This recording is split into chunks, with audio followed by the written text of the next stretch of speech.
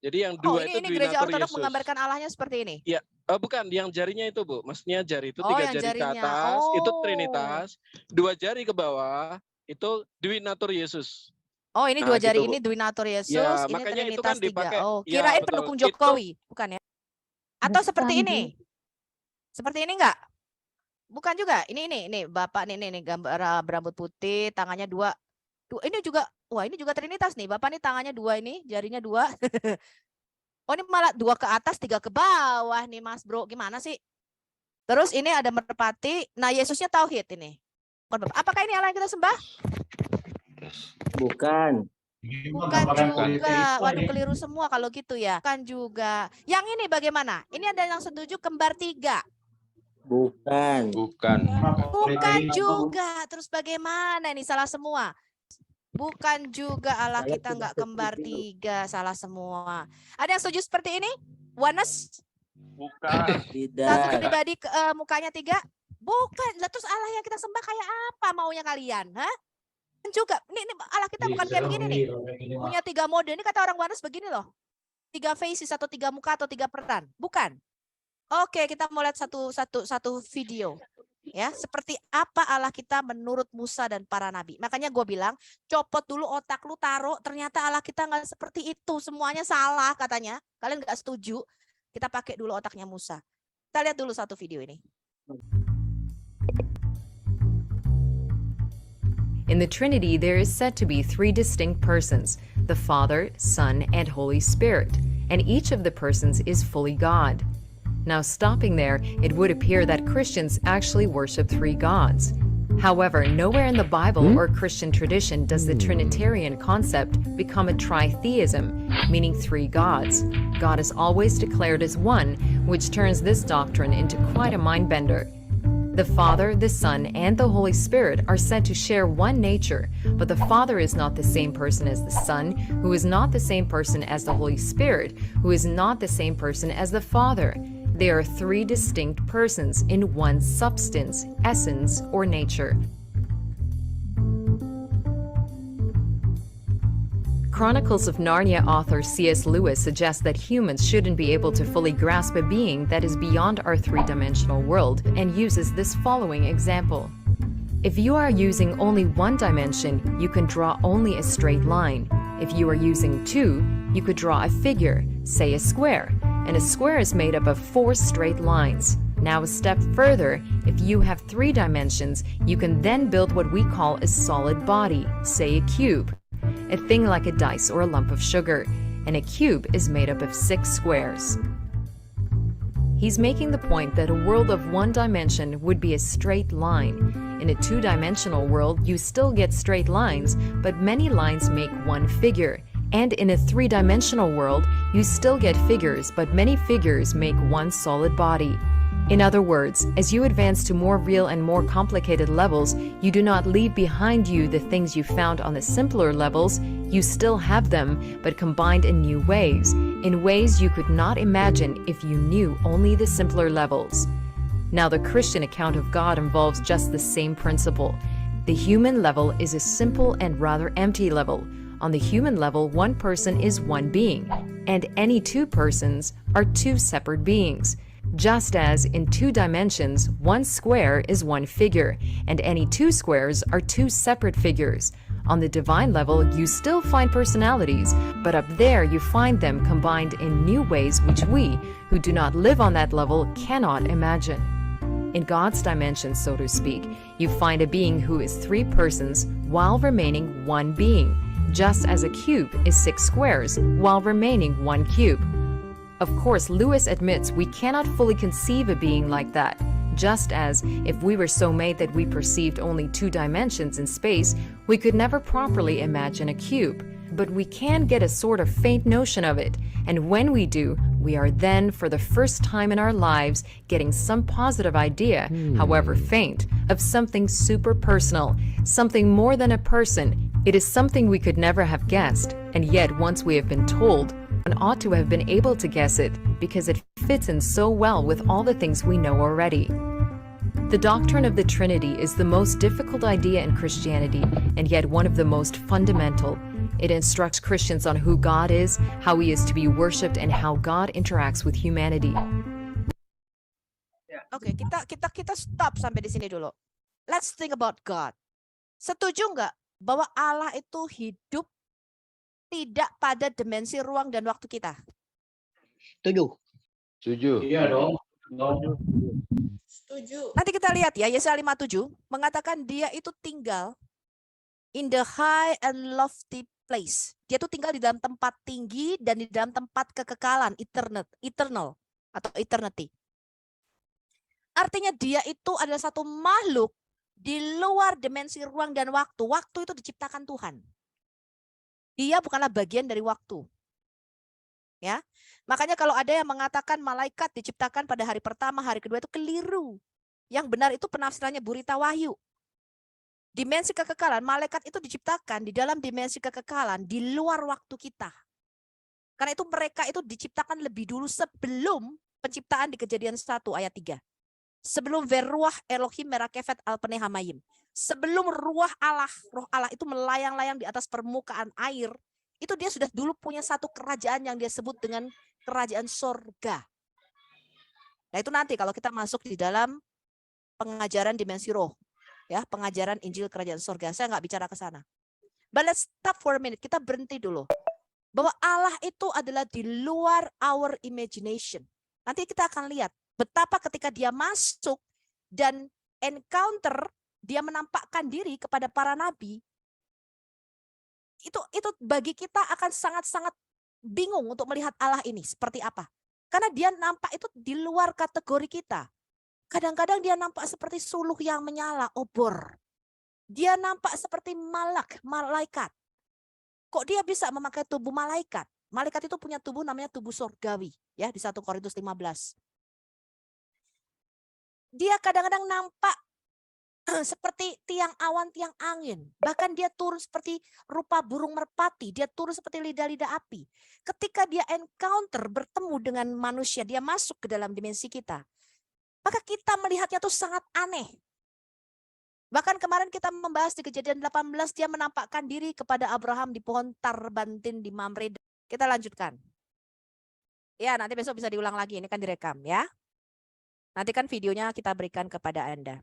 Pengakuan iman Kristen tidak pernah mengatakan kita percaya ada Allah itu 3, 5, 7, 10, kesebelasan. Ini adalah pengakuan iman Kristen. Credo in unum Deum. Aku percaya akan satu Allah. Satu ilah saja. Nah pertanyaannya, siapa dan bagaimana Allah yang satu dan esa itu? Inilah yang dijabarkan dalam doktrin Trinitas.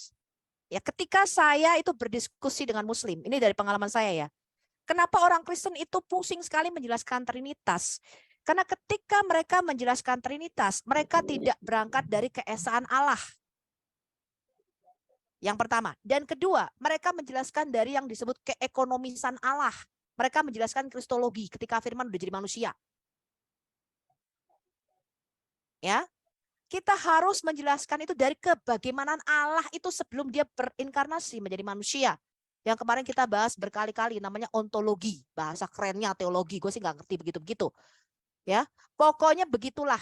Dari bagaimana keesaan Allah itu. Jangan ketika firman jadi manusia itu bicaranya lain. Mereka nggak akan mengerti sampai di situ.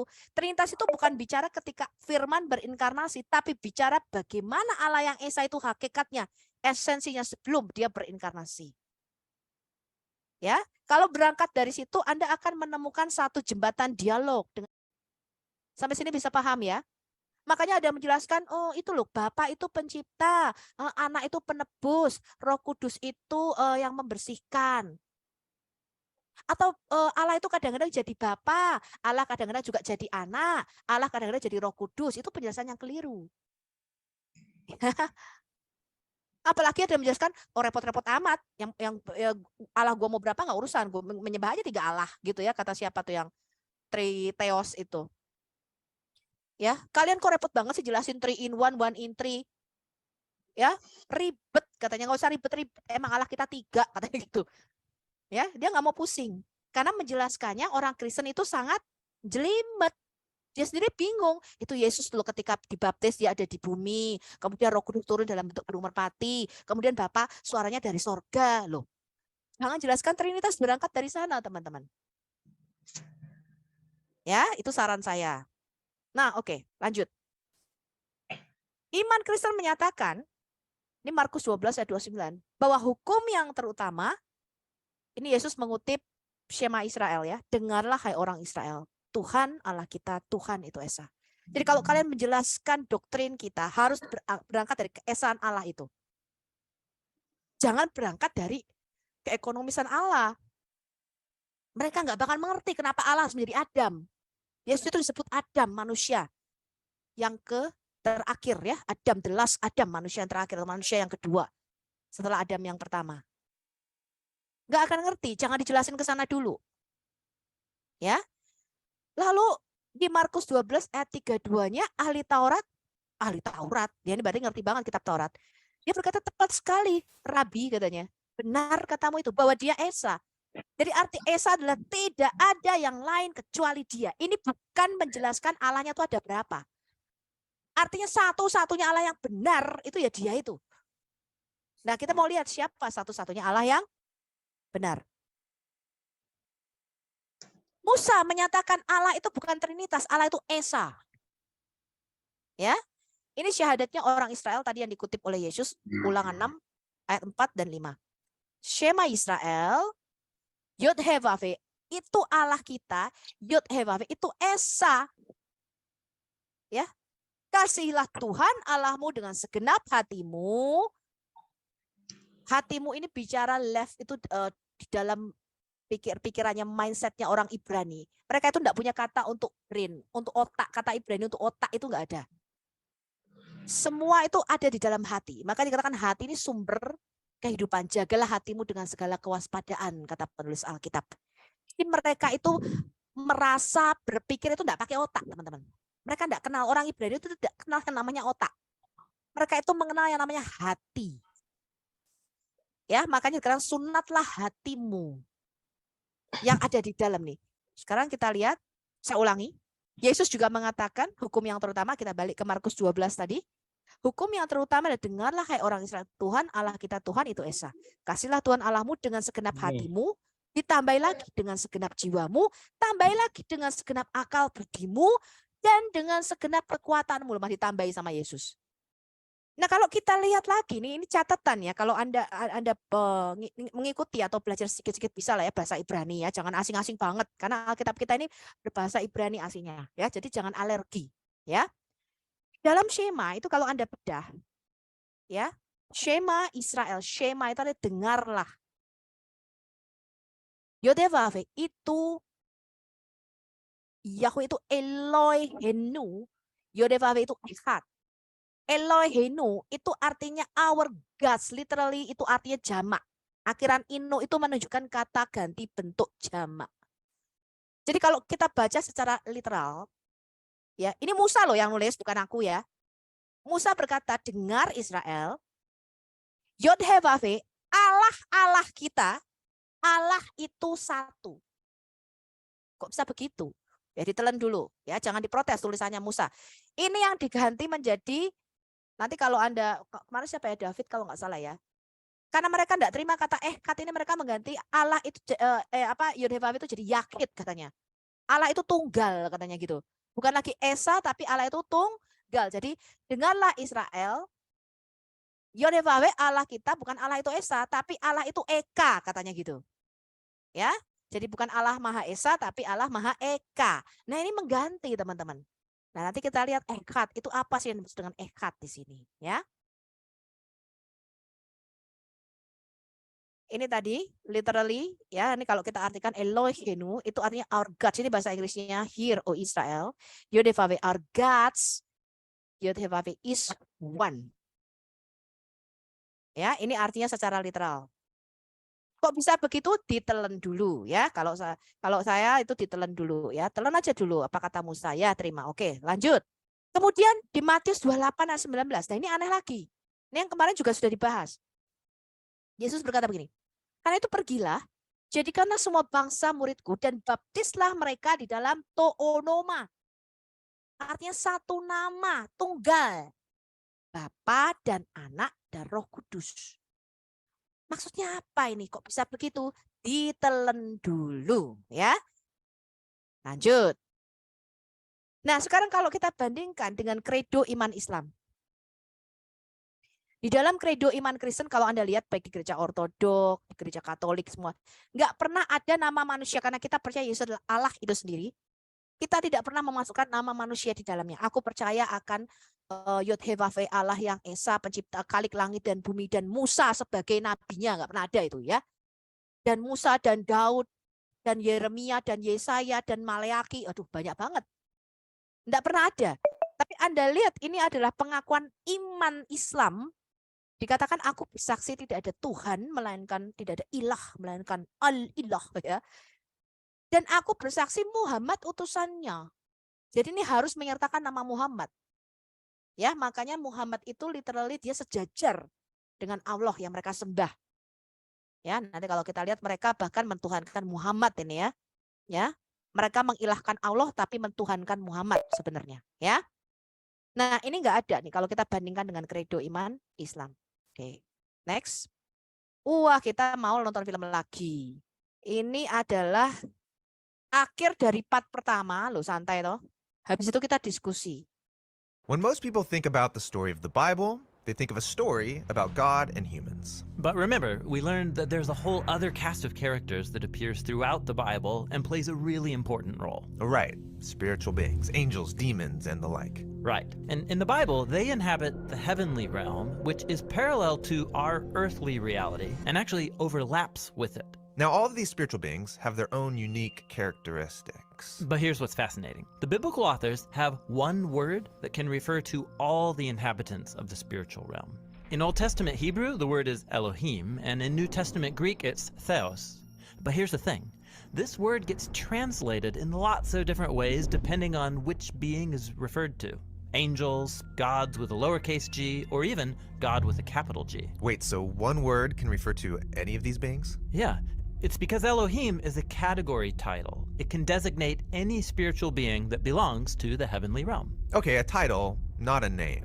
Like the word mom. Yeah, right. The word mom can refer to lots of really different kinds of people, but they all share in common the same role in a family.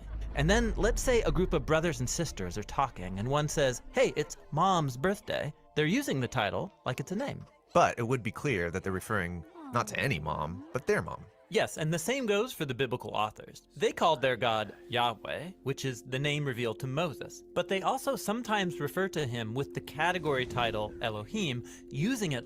Okay, but don't the biblical authors think that Yahweh's in a class of his own, not like any other? They do, which is why they say things like Yahweh is the Elohim of Elohim, that is, the chief Elohim among all the others. Or they'll say there's no Elohim beside Yahweh, meaning no other spiritual being compares to him because only he is the ruler and creator of all things. Okay, I'm following, but I thought the Bible taught monotheism, which means there's just one God. Well, the biblical authors are claiming that among all of the spiritual beings out there, only one is the source and creator of all things, including the Elohim. That's biblical monotheism, that one Elohim, Yahweh, is above all other Elohim, that is, the other spiritual beings. Now, with all that said, we are ready to learn more about who these other Elohim are and how they fit into the biblical story. You just watched a video on Elohim, that is, spiritual beings. Now, there's one fascinating group of Elohim given many titles in the Bible: the host of heaven, the sons of God, or even the divine council. And that's who we're going to look at next. Oke, sudah ingat ya video yang kemarin kita tonton itu untuk mempermudah Anda untuk belajar. Nah, sekarang kita masuk diskusi. Inilah akhir dari part pertama kita mengenal the mystery of the triune God. Ada yang mau ditanyakan? Ada, Bu. Ya, artinya kalau kurun waktunya di kitab Kejadian waktu Adam sama kejadian Iblis di sudah ada Ayub. lebih dulu ya.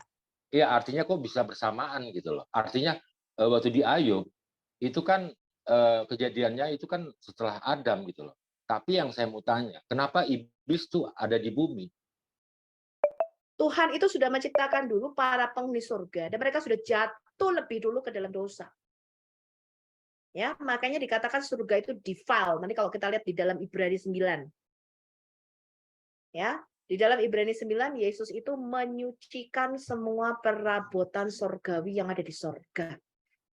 Nah, kemudian di dalam kitab Wahyu dikatakan oleh karena darah anak domba dan kesaksian kita iblis dilemparkan dari surga. Jadi sebelum pengorbanan Yesus itu terjadi, maka iblis itu bisa naik turun surga. Nanti kita lihat. Ya, iblis itu bisa ikut ikut sidang sama Allah, ya, ikut naik turun surga. Itu banyak ayat yang di dalam Alkitab kita. Salah satunya Ayub, ya, Ayub 1 dan Ayub pasal 2. Ya. Makanya dikatakan Yesus itu membawa darahnya sendiri to purify the way of the heavens. Dia menyucikan pattern. Ya, pola yang ada di surga itu disucikan dengan darah Yesus. Di dalam Ibrani 9 dikatakan Yesus itu naik ke atas ke dalam surga dengan membawa darahnya sendiri dan he purify the way of the heavens. Dia menyucikan pola, pattern yang ada di surga. Dia menyucikan perabotan-perabotan di surga dengan darahnya sendiri. Kenapa? Karena surga dikatakan sudah defile. Surga itu sudah defile, itu dinodai. Ya, oleh karena kejatuhan iblis. Jadi sebelum Yesus menyucikan itu iblis bisa naik turun. Nah, ketika saya berkata gini, teman-teman itu banyak yang tidak terima. Masa di surga ada sesuatu yang najis? Oh, oke, defile itu artinya dinajiskan. Loh iya, Alkitab ngomong begitu kok. Alkitab tuh ngomong begitu. Alkitab tuh ngomong iblis itu bisa naik turun sebelum Yesus memberikan pengorbanannya. Setelah itu di dalam kitab Wahyu dikatakan maka dilemparkanlah para pendakwa kita oleh karena darah anak domba dan karena kesaksian kita yang mendakwa saudara-saudara kita siang dan malam, betul? Betul. Tapi ada banyak orang Kristen tidak bisa terima kita apa adanya gitu loh, saya ya bingung nih. Enggak mungkin. Loh ya buktinya iya, iblis naik ke surga kok dikatakan begitu kok. Menghadap Allah kok. Berarti kitab Ayub dibuang. Buang aja kitab Ayub. Kita pelajari aja dibuang, buang. Kitab Wahyu dibuang, buang. Habis kitab kita. Jadi ada banyak orang Kristen tidak bisa menerima kitab apa adanya gitu loh. Ya, nah itu nanti, tapi enggak sekarang. Sekarang kita bahas ini dulu. Ini materi pertama, pengantar untuk Anda kepada misteri Triune God kita. Jadi siapa Yodevave Allah kita itu menurut Musa dan para nabi? Ayo. Siapa coba? Silakan Bapak Ibu. Siapa YHWH, Yotevave, menurut Musa dan para nabi? Saya. Ulangan bulat, silakan Kaisar. Elohimnya para Elohim. Elohimnya para Elohim. Loh, berarti politeisme dong Bu Sofi. Ya enggak lah. Yahweh-nya. Yahweh yang ini. Katanya tidak ada Allah selain Allah.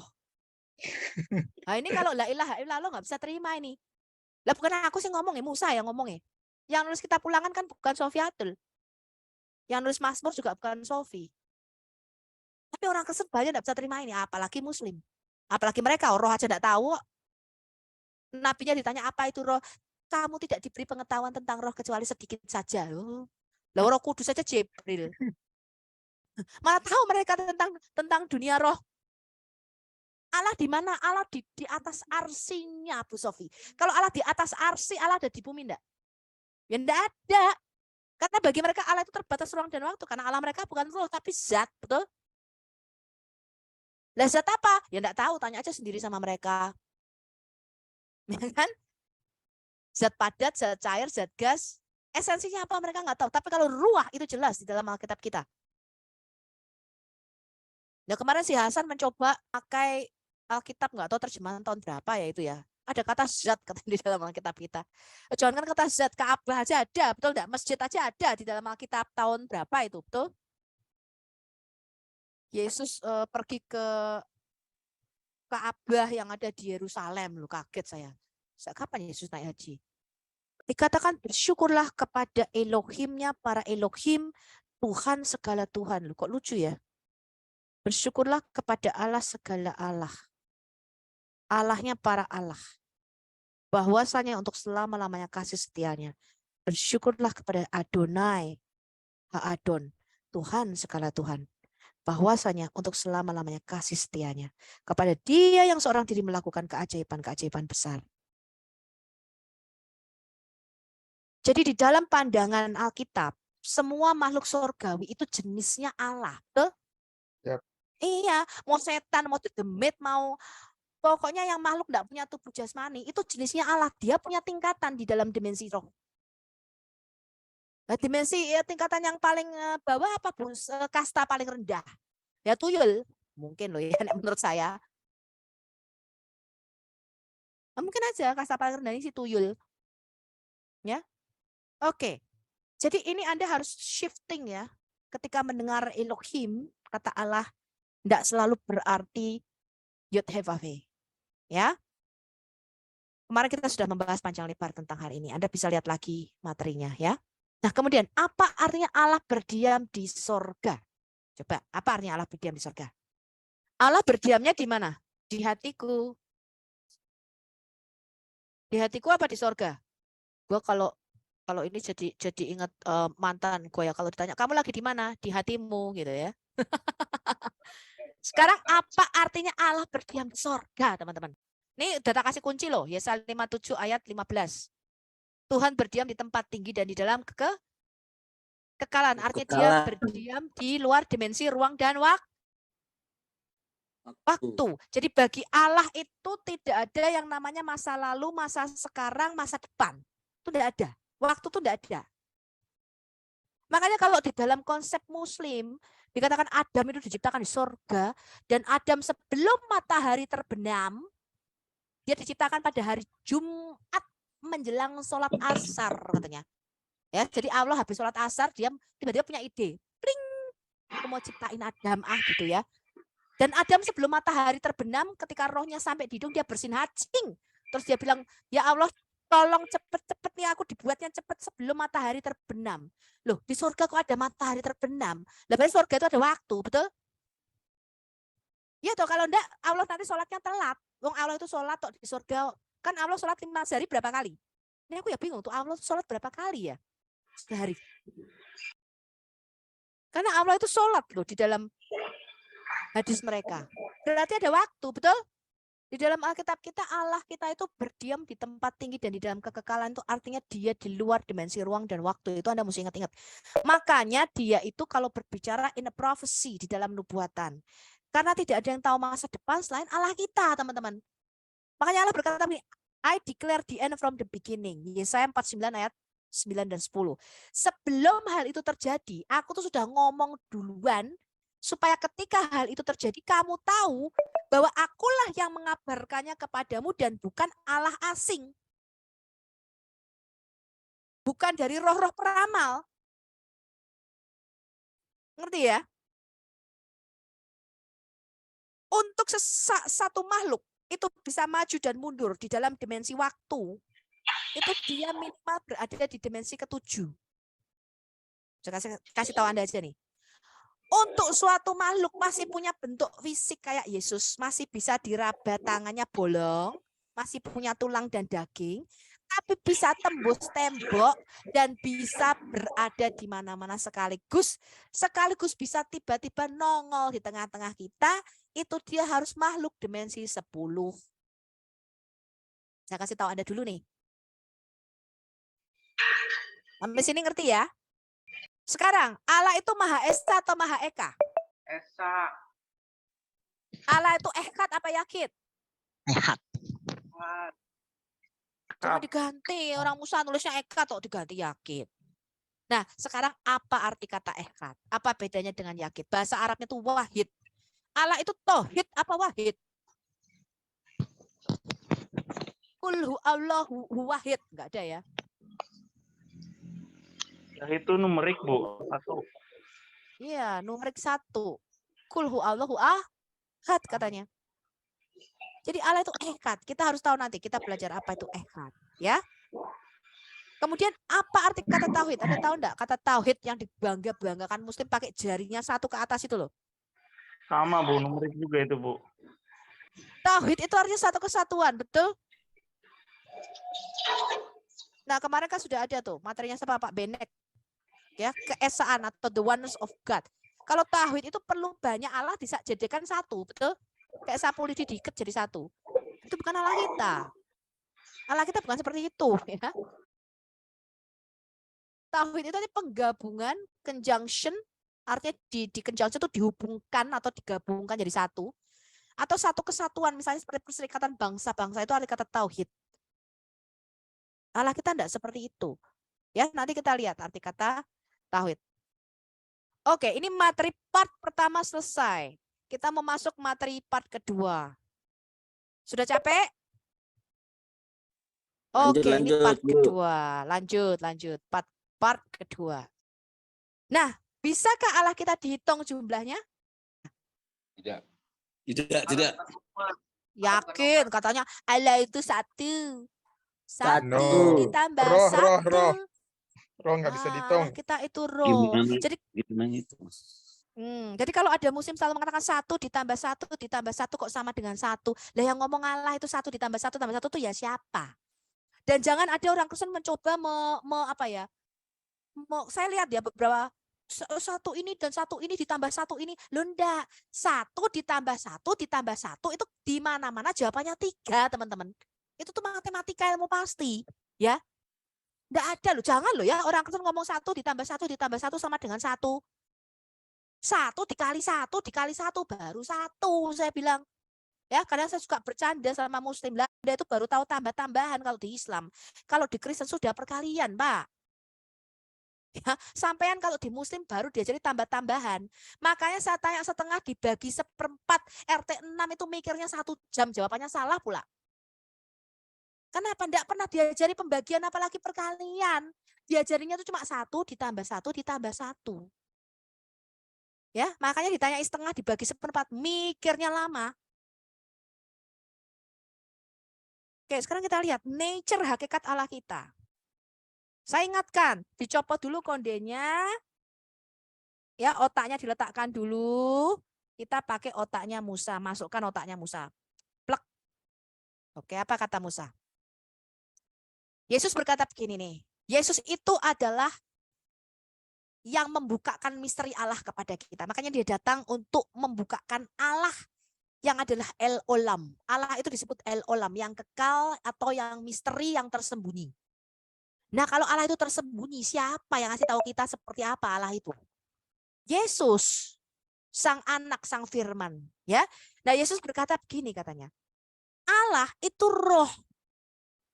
Dan barang siapa menyembah dia, harus menyembahnya di dalam roh dan kebenaran. Nah, kalau kita balik ke Ibrani, ke teologi, ke bahasanya orang Yahudi. Karena yang nulis ini orang Yahudi, Yesus itu orang Yahudi ya. Bukan orang Itali masalahnya. Ruah itu artinya wind, angin. And breath, nafas. Makanya segala sesuatu diasosiasikan dengan roh itu diasosiasikan dengan hembusan nafas Allah. Jadi ketika Allah menghembuskan nafasnya, dia tiup nih. Dia tiup ke lubang hidung Adam, itu artinya Allah memberikan rohnya kepada Adam. Ketika Allah menarik nafasnya, di Ayub 3:4, itu dikatakan roh itu kembali kepada dia. Jadi ini beda sama manusia nih. Manusia kalau meniupkan nafas, keluarnya CO2, menarik nafas, dia ngisepnya O2. Kalau Allah enggak. Allah kalau meniupkan nafas yang keluar kehidupan dari dia. Kalau dia menarik nafas itu terjadi destruction atau kehancuran. Roh itu balik, terjadi kematian. Kata Alkitab begitu. Ya. Nah, sekarang kita lihat apa artinya ruah. Angin itu kira-kira punya bentuk, punya wujud, bisa dilihat apa enggak? No. Ora iso. Enggak bisa. Ya. Sing iso. Ini analogi ya, bukan berarti Allah kita itu angin, bukan loh ya. Jadi jangan ada mengatakan Allah kita itu angin ya, bukan ya, semeriwing-semeriwing, bukan ya. Ini analogi teman-teman, digambarkan seperti ruah. Kayak roh kita, roh saya, roh Anda kan tidak bisa dilihat, tuh tergantung wadah yang diambil. Ketika Allah meniupkan roh kita masing-masing itu dia mengambil bentuk, mengambil wujud sesuai wadahnya. Kalau wadahnya bulat, ya anginnya jadi kayak balon bulat. Kalau wadahnya kotak, ya anginnya bentuknya kotak, tergantung. Ya. Ini sudah kita bahas yang lalu. Apa artinya Allah itu ruah? Artinya dia maha hidup. Anda harus ingat ya, kata roh itu artinya hayat ilahi. Artinya dia maha hidup, dia sumber hidup. Sesuatu yang tidak mempunyai roh itu mati, teman-teman. Bedanya kita dengan berhala adalah berhala itu tidak punya roh. Kita ini punya roh. Kemudian dia tidak bisa dihitung, nggak bisa ditambah, nggak bisa dikurangi. Itu metafisika. Dia dimensinya tuh dimensi metafisika. Di mana persamaan matematika itu tidak bisa dikenakan di dalam dimensi roh. Saya kasih Anda contoh. Kalau Anda menimbang, kamu naik ke timbangan berat badanmu itu loh. Misalnya berapa, 50 kilo, 60 kilo, 70 kilo. Itu yang ditimbang itu rohmu apa massa badanmu? Massa badan. Rohmu kira-kira beratnya berapa? Tidak diketahui. Tidak bisa. Karena itu metafisik. Tidak bisa, rohku ada 5 kilo. Menyesuaikan bentuk tubuhku. Dari mana kamu tahu rohmu beratnya segitu? Rohmu ikut menggendut. Belum tentu. Ada orang yang dewasa tapi rohnya anak-anak. Ada anak-anak rohnya dewasa. Di mata Tuhan beda-beda. Ya, nah karena metafisika. Saya kasih Anda contoh sesuatu yang metafisika yang tidak berbentuk fisik, yang nggak berwujud. Kasih, cinta itu metafisik. Anda tidak bisa mengatakan cintaku sekilo ke A, cintaku sekilo ke B, nggak bisa. Oh, cinta itu metafisika. Bagaimana kamu bisa ukur? Dalamnya cintaku seperti dalamnya lautan. Tidak terukur itu artinya tak terselami. Kenapa itu sesuatu metafisika? Ya, kalau Anda punya disket misalnya, atau punya flash disk kosong, ada timbang, misalnya beratnya 0,7 ons. Kosong nih, nggak ada data. Kemudian Anda isi data 1 terabyte, itu gede banget datanya. Anda timbang lagi disketnya, ya tetap beratnya 0,7 ons, nggak bergerak. Karena data itu sifatnya metafisik, dia tidak berwujud, dia nggak punya bentuk materi kayak gini. Makanya di dalam roh itu Anda bisa sekejap pindah dari satu dimensi ke dimensi lain. Tidak perlu naik buruk. Ya, konsep mengenai ke surga naik buruk itu aneh. Kenapa? Karena kalau Anda berlari atau Anda berkendara dengan kecepatan cahaya itu sampai ke bintang terdekat aja belum nyampe itu Muhammad. Belum lewat dia ke Alpha Centauri.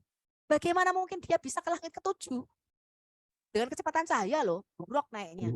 Tanpa baju astronot lagi. Iya itu. Ya. Mungkin dikasih nafas buatan. Ya, enggak mungkin teman-teman yang namanya roh itu dia sekejap mata bisa pindah. Ya, nah. Sekarang bagaimana Yesus menyatakan siapa Bapa itu? Dikatakan Yesus berkata begini, Yohanes 5 ayat 37. Bapa yang mengutus aku, dialah yang bersaksi tentangku. Kamu tidak pernah mendengar suaranya, rupanya pun tidak pernah kamu lihat. Jadi Allah yang di surga itu tidak gampang. Dia tidak terlihat, teman-teman. Ya, makanya kemarin kita lihat ketika Allah di surga, Allah juga ada di bumi. Sekarang saya tanya, apakah di dalam konsep Yahudi dan di dalam konsep Kristen ketika Allah menampakkan diri kepada para nabi surga kosong? Nanti kita lihat ya, dikatakan Yod-Heh-Vah-Veh, Allah kita itu turun ke bumi. Ketika Yahweh itu turun ke bumi, surga kosong apa enggak? Tidak. Enggak. Enggak. Tidak kosong, omnipresent. Nah kalau kosong nanti malaikat berhenti menyembah, nah cuti sejenak, tuanya lagi pergi. Enggak begitu, Allah tuh is always there. Selalu ada dia. Ya, dia enggak perlu naik turun, dia bisa memproyeksikan dirinya ke bumi. Ya, Allah itu bagi kita orang Kristen, dia omnipresent, dia di surga sekaligus di bumi dalam waktu yang bersamaan. Itu bukan konsepnya Muslim. Muslim itu bingung. Kalau saya tanya Allah mau di toilet enggak? Enggak Bu Sofia, Allah jorok ya. Kalau gitu kamu di toilet aja terus. Oke, lanjut. Sekarang dikatakan begini nih, ini ayat terkenal. Tidak seorang pun pernah melihat Allah di surga ya Bapa. Tapi anak tunggal Allah yang monogenes theos, ya artinya yang sehakikat dengan Bapa, yang ada bukan di pangku, hanya in the bosom, itu hanya di dalam diri Bapa. Ya, bukan kayak tadi itu anaknya di pangku gitu ya, didik bayinya di pangku, bukan ya. Dialah yang exegeomai, itu artinya dia exegeomai itu artinya mereveal, artinya membukakan yang tersembunyi. Jadi hanya Yesus Sang Firman itu yang bisa menyatakan siapa Allah itu kepada kita. Artinya hanya Yesus yang bisa menjelaskan seperti apa Allah itu kepada kita. Ya, di Matius 11 ayat 27, Lukas 10 ayat 22. Semua telah diserahkan kepadaku oleh Bapakku, dan tidak seorang pun mengenal anak selain Bapa, dan tidak seorang pun mengenal Bapa selain anak. Berarti bagaimana kita bisa mengenal Bapa, teman-teman? Harus melalui sang anak, betul? Dan orang yang kepadanya anak itu berkenan, apokalipto, itu dari kata apokalipso. Jadi apokalips itu artinya pewahyuan. Artinya Yesus itu yang mewahyukan, yang membuka, yang mereveal seperti apa Allah itu. Karena hanya Dia yang kenal Bapa. Ya, inilah jawaban. Nanti saya akan bikin satu khusus ya mengenai Yohanes 17 ayat 3. Inilah hidup yang kekal itu, yaitu mengenal Engkau satu-satunya Allah yang benar dan mengenal Yesus Kristus yang Engkau utus. Apa artinya itu? Ya, kan Muslim sering itu dipakai. Katanya Yesus bersyahadat. Ya. Nah, ini lihat nih. Jadi yang bisa membukakan misteri daripada Allah kita hanyalah Sang Firman, Sang Anak. Ya. Nah, sekarang kita lanjut. Ini ada ayat-ayat yang aneh, ini yang perlu kita renungkan. Yang kemarin kita pikir sampai kepalanya pusing, Bu Sofi minum Panadol campur Kalpanak. Betul. Karena begini, coba lihat nih Kejadian 18 ayat 1 sampai 3 ini ayat-ayat yang bikin kita minum Kalpanax. Yod-Heh-Vav-He itu menampakkan diri kepada Abraham dalam wujud 3 manusia laki-laki. Jadi ada berapa Yod-Heh-Vav-He-nya? Jadi 4, ya toh, di sini jadi 4. Oke, berarti tadi gambarnya salah dong. Ya kan? Yang rambutnya putih ini Bapak, yang agak muda tangannya jarinya dukung Jokowi, nomor 2 itu Yesus. Kemudian yang burung merpati Roh Kudus, salah dong, tambah 1. 4. Ya toh? Kemudian kemarin kita bahas juga ada ayat-ayat bikin kita minum Kalpanak lagi. Yahweh yang di bumi ini menurunkan hujan belerang dan api dari Yahweh yang ada di sorga. Yahwehnya bisa di bumi dan bisa di sorga bersamaan. Terus bagaimana Roh Kudus turun ke atas 120 orang murid Yesus di hari Pentakosta? Saya tanya, ketika Roh Kudus turun dikatakan masing-masing daripada mereka ada lidah-lidah berapi. Mereka semua penuh dengan Roh Kudus sehingga mereka berbahasa roh dan mereka berbahasa baru. Ya, glosolali atau berbahasa roh. Saya tanya, apakah para murid itu mendapatkan cuilan-cuilan Roh Kudus? Gak mungkin dong ya. Cuilan itu kan adanya bakcang sama bakpao, betul ya? Kalau bagi-bagi bakpao, kamu kasih sak cuil, kamu sak cuil, boleh. Tapi Roh Kudus itu enggak bisa dihitung, mau dia roh. Dan ini ada berapa ini Roh Kudusnya? Belum ketika nanti Petrus menumpangkan tangan, Paulus menumpangkan tangan, tiba-tiba mereka kaget, loh, orang-orang Gentile, orang-orang non-Yahudi juga kepenuhan roh. Rohnya juga hinggap pada mereka semua. Jadi kalau kita bicara Allah yang masih berpikir Allah jumlahnya berapa, itu artinya memang belum membaca Alkitab. Belum merenungkan betul-betul hakikat Allah. Karena dia masih terpaku pada jumlah Allah. Ya, bahkan ada yang mengatakan, Bu, Ibu tahu nggak kenapa saya dari Kristen masuk ke Islam? Kenapa coba? Ibu tanya dong. Iya kenapa? Karena Allah cuma satu, Bu. Lah iblis juga tahu kalau Allah itu satu, katanya begitu kan? Iblis juga tahu kalau Allah itu esa. Allah itu satu. Ya, tapi kita enggak berhenti pada jumlahnya Allah. Jadi kalau orang Kristen tanya Allah itu jumlahnya ada berapa? 1. Udah nggak usah Anda jawab macam-macam, jawab 1. Tapi kalau Anda ditanya bagaimana Allah yang esa itu, lah itu panjang ceritanya, gitu loh. Ceritanya tuh bisa kejadian sampai Wahyu. Ya, jadi kalau ditanya Allahnya orang Kristen berapa? 1. Jawab. Tapi kalau kamu tanya bagaimana Allah yang kita sembah itu panjang ceritanya. Nah ini saya suka sekali nih, saya kemarin mendapatkan dari Rabbi Brian ya, terus saya cari, oh betul juga omongannya dia ya. Ini Rabbi ternyata jujur, bisa dipercaya. Pentakosta atau hari Shavuot di dalam perjanjian lama itu dicatat di dalam Shemot Rabbah 5 ayat 9 yang merupakan bahasa Ibrani untuk the great exodus atau keluaran besar. Ya saya suka sekali nih bacanya ini. Pada saat hukum Taurat itu diberikan, ini hari Shavuot itu Anda tahu enggak hari apa Shavuot? Shavuot itu hari Pentakosta di Kisah Rasul 2. Ya, Shavuot dan Pentakosta itu sama, artinya hari ke-50. Ya, di perjanjian lama namanya Shavuot, turunnya 10 perintah Allah di perjanjian baru, turunnya Roh Kudus yang menuliskan 10 perintah Allah di dalam loh hati kita. Nah, sesuai dengan nubuatan Yeremia 31 ayat 31 sampai 33. Nah, pada saat hukum Taurat itu diberikan ketika Musa turun dari gunung membawa 2 loh batu. Ketika masih di atas gunung nih ya, ini belum ini ya. Bani Israel itu tidak hanya mendengar suara Tuhan, tapi benar-benar melihat gelombang suara yang keluar dari mulut Yodevave. Wih, dahsyat. Mereka memvisualisasikannya, mereka melihatnya sebagai substansi atau lidah yang berapi-api. Loh, ini sama kayak kejadian Pentakosta di Perjanjian Baru. Jadi Perjanjian Baru itu enggak ngarang, teman-teman. Enggak ngawur. Ya. Setiap perintah, commandment, ya jangan ada padamu Allah lain. Ya, jangan menyebut nama Tuhan dengan sembarangan.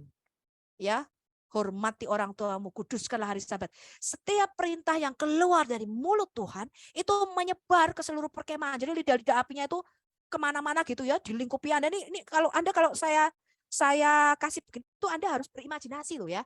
Orang Yahudi itu pintar-pintar karena suka berimajinasi. Jadi kalau saya baca Alkitab tuh, saya itu imajinasinya keluar semua ya, kayak cerita berjalan komik gitu di depan saya.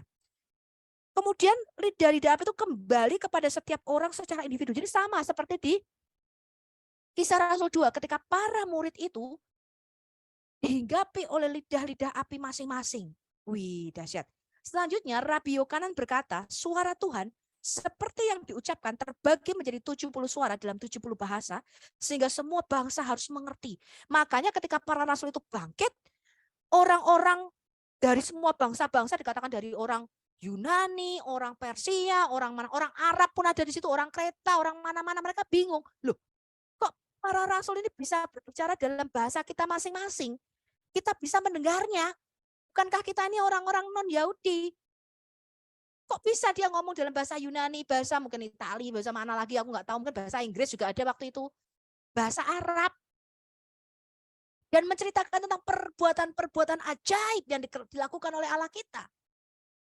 Nah itu loh menggenapi ini, karena pada waktu Roh Kudus Pentakosta Shavuot itu turun juga dalam 70 bahasa.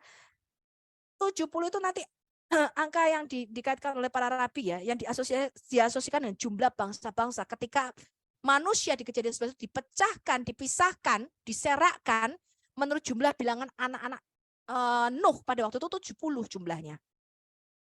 Ya, itu persis seperti jumlah anak-anak Elohim. Ya, atau roh-roh teritorial. Tapi kita nggak ngomongin itu sekarang. Ya, pokoknya angka 70 ini adalah jumlah bangsa-bangsa gitu aja kalau ngomong. Angka 70 itu ada artinya. Ya.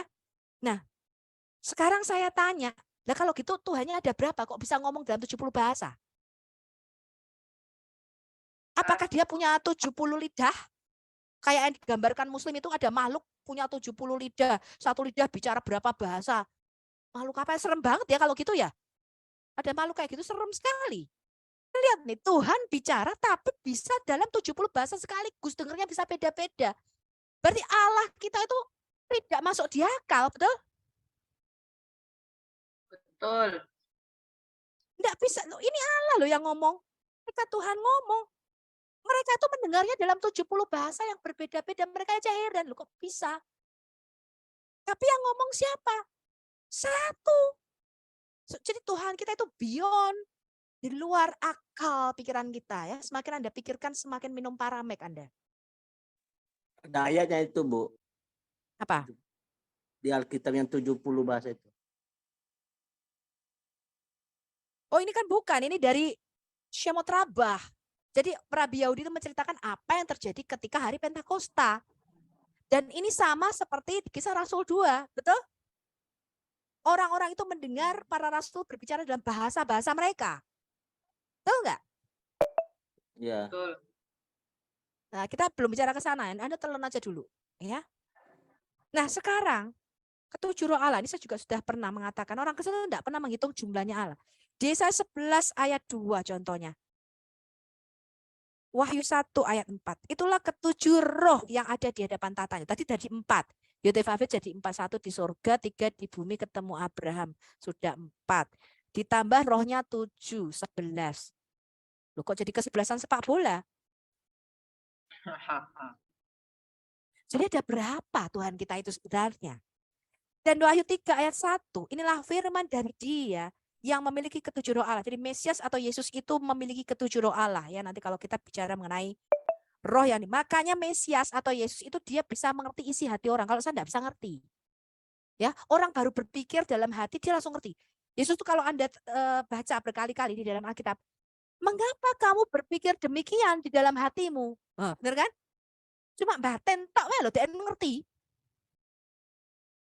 Dan saya enggak ngerti. Tapi ini orang baru batin kayak ngomong, orang itu munafik ya begini-begini lah, sepatunya baru begini-begini dirasani orang langsung ngerti. Loh, mengapa kamu berpikir demikian di dalam hatimu? Nah, kita stres ya. Nanti kalau dikasih kuasa bisa mengerti isi hati orang, kita stres gitu ya. Orang-orang ternyata ngerasani aku kabeh gitu ya toh. Tapi Yesus bisa mengerti loh isi hati orang. Ya, nanti kita kalau lihat di Yesaya 11, baca terus. Mesias itu nanti kalau menghakimi dengan cara mencium baunya. Dengan cara membaui. He smell. Bukan dengan memandang sekilas mata, tapi he smell. Dia mencium bau kita. Wah, bau neraka apa bau surga ini? Ya. Kemudian di Wahyu 4 ayat 5, itulah ketujuh roh Allah. Wahyu 5 ayat 6, 7 tanduk dan 7 mata, itulah 7 roh Allah yang diutus. Apakah roh Allahnya ada 7? Bukan. 7 itu artinya kesempurnaan. Jadi Mesias itu punya roh yang sempurna. Ya, coba hitungi roh 1, 2, 3, 4, 5, 6. Itu bicara the perfection of the Spirit of God. Ya, tapi itu yang dikatakan. Dan sekarang di Wahyu 5 ayat 6. Ketika melihat Mesias itu berupa domba dengan 7 tanduk dan 7 mata, itu literal apa enggak, teman-teman? Simbolis, betul? Masa Yesus anak domba terus matanya 7, tanduknya 7 lah, serem lah. Bukan dong ya, serem kali. Penglihatan atau vision itu selalu bentuknya simbol. Itu punya makna, punya interpretasi. Maka nanti kalau kita melihat di Daniel 9, saya baru mengerti ini, baru Tuhan bukakan sama saya. Betul juga itu kata-kata para rabi ya dan katanya. Ketika sang anak manusia datang kepada yang lanjut usia atau yang maha kekal, itu bukan ada dua Allah, teman-teman. Itu bentuknya vision, itu simbol daripada rencana besar Allah nanti kalau Anda lihat, yaitu menyatukan keilahian dan kemanusiaan itu memerintah bersama Dia. Nah, nanti itu kalau pelajaran the kingdom of God nanti, ya. Saya cuma kasih tahu Anda bahwa semua yang namanya penglihatan itu simbol. Ketika Mikael dikatakan berperang melawan naga, apa benar Mikael ini perang sama naga? Tak tanyai. Iblis. Iblis. Ya, itu bentuknya simbol. Ya, ketika Mesias lahir, ada seorang wanita dilihat dengan 12 bintang di atas kepalanya, dengan matahari, bulan di bawah kakinya. Masa iya, perempuan melahirkan bintang-bintang, ini kan puyer bintang 7 di atas kepalanya. Itu bentuknya simbol, penglihatan, itu ada artinya gitu loh teman-teman. Enggak beneran gitu loh. Ya, nanti ketika Yesus duduk di sebelah kanan Allah Bapa, sekarang tak tanyai, yang duduk di sebelah kirinya Bapa siapa? Itu simbol, itu penglihatan, vision, itu has meaning. Bukan berarti Allah itu ada dua tadi ya digambarkan ya. Bapak di kiri, rambutnya putih, betul? Tadi kan gambarnya gitu, Trinitas, betul ya? Yesus di kanan dan pendukung Jokowi. Tangannya naik 2, jarinya 2. Aku pendukung Jokowi, kata Yesus. Terus Roh Kudusnya di mana? Ya di tengah-tengah dong, dalam bentuk burung merpati. Loh, bukan begitu. Ya, itu simbol. Ya, nanti kita akan bicara ke sana. Nah, lalu definisi Allah yang benar apa? Yang benar seperti ini, teman-teman. Allah kita itu ensof. Allah kita itu satu yang endless, infinite. N itu artinya tidak ada, sof itu artinya batasan. Artinya Allah itu tidak terbatas. Allah itu infinite. The selfless end. Jadi satu yang tidak terhingga, satu yang tidak terbilang. Kamu tidak bisa mbok masukin ndek pikiranmu iki lho. Allah ki meh dadi opo kok mbok batasi? Ndak bisa. Allah meh dadi merpati sekarepe deknen. Allah mau jadi angin sak karepne deknen. Allah mau jadi tumbuhan semak menyala sak karepne deknen. Allah mau jadi lidah-lidah api sak karepne deknen. Allah mau jadi manusia sak karepne deknen. Semua bisa, kata Tuhan. Aku adalah Allah segala makhluk. Adakah yang mustahil bagiku? Makanya dia disebut Asher ketika Musa bertanya, siapa engkau namamu? I will be what I will be. Itu arti kata Asher Artinya aku akan menjadi apa saja, aku akan menjadi, aku bisa. I will be what I will be. Aku mau jadi apa, kata Tuhan, bisa. Aku adalah Allah yang menyembuhkanmu, kamu bisa menyebut aku Yod-Heh-Vah-Veh Rapha. Aku Allah yang membimbing kamu, kamu menyebut aku Yod-Heh-Vah-Veh Rohi. Aku Allah yang memberikan kamu kemenangan, aku Yod-Heh-Vah-Veh Nisi. Aku ini suamimu, Baalmu. Aku ini bapakmu. Aku juga ibumu. Aku juga kekasih hatimu. Aku juga mempelai laki-laki. Kok kabeh borong Tuhan? Ya memang. Karena dia everything is everything. Segala-galanya. Itu Allah kita. Kamu miskin gak punya duit, aku Yod-Heh-Vah-Veh Jireh, Allah yang mencukupi segala kebutuhanmu. Loh, wis dadi apa kowe? Flu apa saiki? Enggak terbatas Allah kita. Betul? Makanya Tuhan memberikan hubungan-hubungan. Tuhan itu di dalam kitab Hosea adalah suami kita. Betul? Baal bagi Israel. Aku ini suamimu yang setia loh, kata. Loh kok jadi suami toh? Bingung aku. Di ini dibilang dia mempelai di kitab Rut. Yesus juga mengatakan dia mempelai laki-laki. Dia raja kita. Ya juga betul. Dia nabi yang satu itu yang diurapi, betul juga. Karena hanya Tuhan yang tahu masa depan. Dia imam besar kita. Ya betul juga. Lah kok dirangkap kabeh? Ya memang. Karena namanya Asher Aku mau jadi apa, suka-suka aku, kata Tuhan. Nojo mbok batesi. Plus kata Tuhan, aku mau jadi berapapun bisa. Di Allah kita itu infinite. Seperti apa dia udah ngerti. Oh dia nggak terbatas. Ya kalau Anda lihat galaksi ini ya. Kalau kemarin saya baru ke Griffith Observatory. Wedian. Keren ya, sok keren saya sekarang ya. Griffith Observatory itu kayak kalau di Indonesia itu Lembang. Apa sih yang Puska ya? Apa sih peneropongan bintang gitu loh. Tempat astronomi begitulah. Galaksi ini ternyata makin tiap itu tuh ada lahir bintang baru. Dari galaksi ini makin mengembang, makin besar. Pada galaksi ini ada miliaran. Dan satu galaksi itu bintangnya triliunan, teman-teman. Anda bisa bayangkan. Apa itu menunjukkan Allah kita itu infinite, dia tidak terbatas. Apa luar biasanya ciptaan Tuhan itu. Dan dia memegang segala sesuatunya dengan firman-Nya yang maha kuasa. Dan saya kasih tahu Anda, ternyata setelah diteropong, bumi itu bentuknya bulat. Dia bukan datar seperti kata Quran. Makanya saya kemarin lihat ada orang-orang pakai jilbab ke Griffith Observatory ini bingung. Apa gak murtad iki wong-wong setelah sampai sini. Karena kata Ustadz, barang siapa yang percaya bumi itu bulat, dia telah kafir. Ya toh? Itu orang-orang tuh jilbaban, do muslim datang ke Griffith Observatory bilang, "Iku, berarti kok ini mesti murtad iki wong." Nah, soalnya Quran mengatakan bumi datar. Ini nih, saya ambil dari Zohar nih, yang suka dikutip-kutip Rabbi David van Zonen. Ini menarik, konsep ini menarik buat saya. Ya. Dikatakan Ensof itu gini, sebelum dia memberikan, ini kutipan Rabbi, ya komentar para Rabbi, sebelum dia memberikan bentuk apapun kepada dunia, sebelum dia menghasilkan bentuk apapun, dia sendirian, tanpa bentuk dan tanpa kemiripan dengan apapun. Lalu siapa yang dapat memahami bagaimana dia sebelum penciptaan? Oleh karena itu dilarang menggambarkan bentuknya atau kemiripannya dengan apapun, atau bahkan memanggilnya dengan nama sucinya. Loh, ini bahkan saking ketatnya, ojo mbok panggil dengan holy name, Yod-Heh-Vah-Veh gitu ya. Atau menunjukkannya dengan satu huruf atau satu titik. Dia itu tidak bisa digambarkan. Tetapi setelah dia menciptakan bentuk manusia surgawi, dia menggunakan sing manusia surgawi ini sebagai sebuah kereta untuk turun ke dalam dimensi yang lebih rendah. Dan dia ingin dipanggil menurut bentuknya dan merupakan nama sucinya Yod-Heh-Vah-Veh. Jadi kalau dia tidak mengambil bentuk rupa yang dilihat malaikat itu, maka malaikat pun tidak ngerti Allah yang kita sembah ini kayak apa. Tidak bisa perceive, tidak bisa, dikatakan dia terang yang tidak terhampiri. Kalau dia tidak mengambil rupa, maka baik makhluk surgawi maupun kita makhluk jasmani, earthly, makhluk bumi, itu juga iso ngerti gitu loh. Allah yang kita sembah itu seperti apa. Karena tidak bisa diterima dengan panca indera kita. Ya, ini konsep yang sangat menarik menurut saya.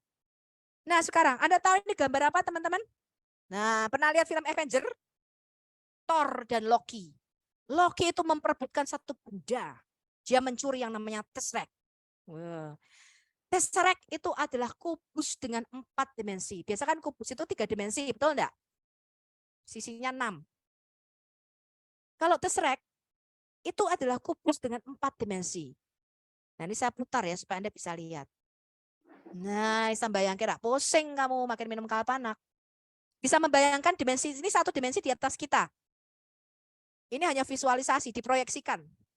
Jadi kubus 4 dimensi itu diproyeksikan di dalam 2 dimensi.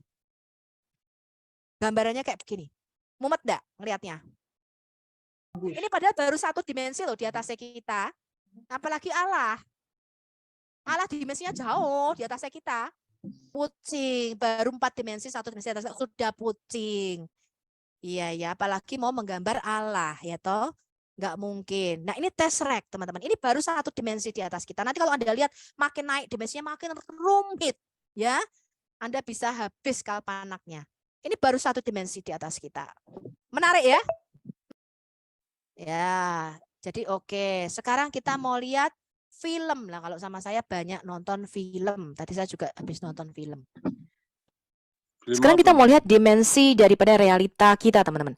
Rabbi Moses ben Nahman atau yang kita sebut dengan Ramban. Jadi ada 2 rabi besar di dalam agama Yahudi, ya. Yang satu namanya Rambam, Rabbi Moshe Maimonides yang kita sudah sebut di dalam video saya yang sebelumnya. Kemudian yang ini beda, teman-teman. Ini adalah Ramban, ya. Rabbi Moshe ben Nahman. Dia hidup abad ke-13, kira-kira tahun 1194-1270 Masehi. Dia menulis dalam komentarnya, teman-teman, mengenai kitab Kejadian. Dia menulis bahwa ada 10 dimensi realitas kita. Jadi ada 10 dimensi, ya. Ini tertulis di dalam komentarnya dari kitab Kejadian 1263. Nachmanides atau Ramban ini adalah seorang Talmud dan Kabalis. Saya tidak membela semua yang ditulisnya, namun ia memiliki beberapa wawasan yang sangat menarik tentang Alkitab. Dari membaca kitab Kejadian, dia mengerti bahwa ada 10 dimensi. Dia mengatakan bahwa 4 dimensi itu dapat diukur dan 6 dimensi itu tidak dapat diukur. 4 dimensi yang kita ketahui sekarang itulah panjang, lebar, tinggi, dan waktu. Kita dapat maju di dalam waktu, tetapi kita tidak bisa memundurkan waktu untuk membatalkan kesalahan kita. Ramban itu mengatakan hal yang sama dengan yang dikatakan oleh banyak fisikawan. Ada 10 dimensi. Ini yang namanya string teori. Jadi para ilmuwan kuantum fisika itu mengemukakan satu teori. Jadi mereka terus menyelidiki, menambah dimensi, ya, dimensi keempat, dimensi kelima gitu. Ketika Albert Einstein sudah menemukan dimensi keempat, kemudian para ilmuwan tambah lagi 1 dimensi, dimensi kelima. Ternyata benar, teman-teman. Ya, ketika diuji, ternyata benar, teman-teman. Akhirnya the string teori, ya, ini menemukan ada total 10 dimensi. Nah, bagaimana Ramban ini bisa tahu, teman-teman? Dan bagaimana dia tahu itu hanya dari membaca kitab Kejadian? Ilmu pengetahuan itu kemudian membuktikan tulisan Ramban ini di abad 21 dan membenarkan teorinya. Bahwa 4 dimensi itu dapat diukur secara langsung dan 6 dimensi itu melengkung 10 pangkat minus 33 cm. Karenanya dapat disimpulkan dengan cara yang tidak langsung. Jadi tidak bisa langsung diukur. Hal ini didapat dengan mengetahui percepatan atom. Jadi kalau ada makhluk dengan dimensi yang lebih tinggi masuk ke dimensi yang lebih rendah, ya, masuk ke dimensi di bawahnya, waktu itu melengkung, teman-teman, 10 pangkat minus 33. Jika kita memiliki kemampuan untuk melihat dimensi-dimensi lain, kita mungkin akan dapat mengintip ke dunia roh yang berada di luar akal sehat kita. Jadi 4 dimensi ini kita sebut dengan dimensi fisik, ya. 6 dimensi yang tidak dapat diukur itu disebut dengan hyperdimension, yang kita sebut juga dengan dimensi spiritual atau spiritual world, teman-teman. Setiap atom, ya, itu mengandung nukleus kecil yang dikelilingi oleh elektron-elektron kecil yang bersirkulasi dalam orbit di sekitar nukleus. Jadi sekitar 99,9% dari setiap atom ini kosong, teman-teman. Jadi atom itu sendiri pun tidak padat. Ya, ada yang kosong di situ. Jadi bisa kita bayangkan bahwa alam semesta alternatif itu dapat hidup berdampingan tanpa saling tahu satu sama lain. Mungkin juga, teman-teman, ya, bisa jadi. Ini adalah Ramban, teman-teman. Dia menyatakan teori yang cukup spektakuler, ya, dimensions of reality. Jadi Nachmanides pada abad ke-13 itu mengatakan ada 10 dimensi 4 kita ketahui. Tapi 6 itu kita tidak bisa ukur, tidak bisa kita ketahui. Kemudian abad ke-21 teman-teman, ya, para particle physicist, kuantum fisik, ya, ahli-ahli kuantum fisika itu mengatakan iya benar ada 10 dimensi. 4 itu bisa diukur secara langsung. 3 itu tadi space, ruang, ya, jadi panjang, lebar, tinggi. 1 itu adalah dimensi waktu. Kemudian 6 itu melengkung teman-teman, ya, kurang dari 10 pangkat minus 33 dan karenanya tidak bisa diukur secara langsung.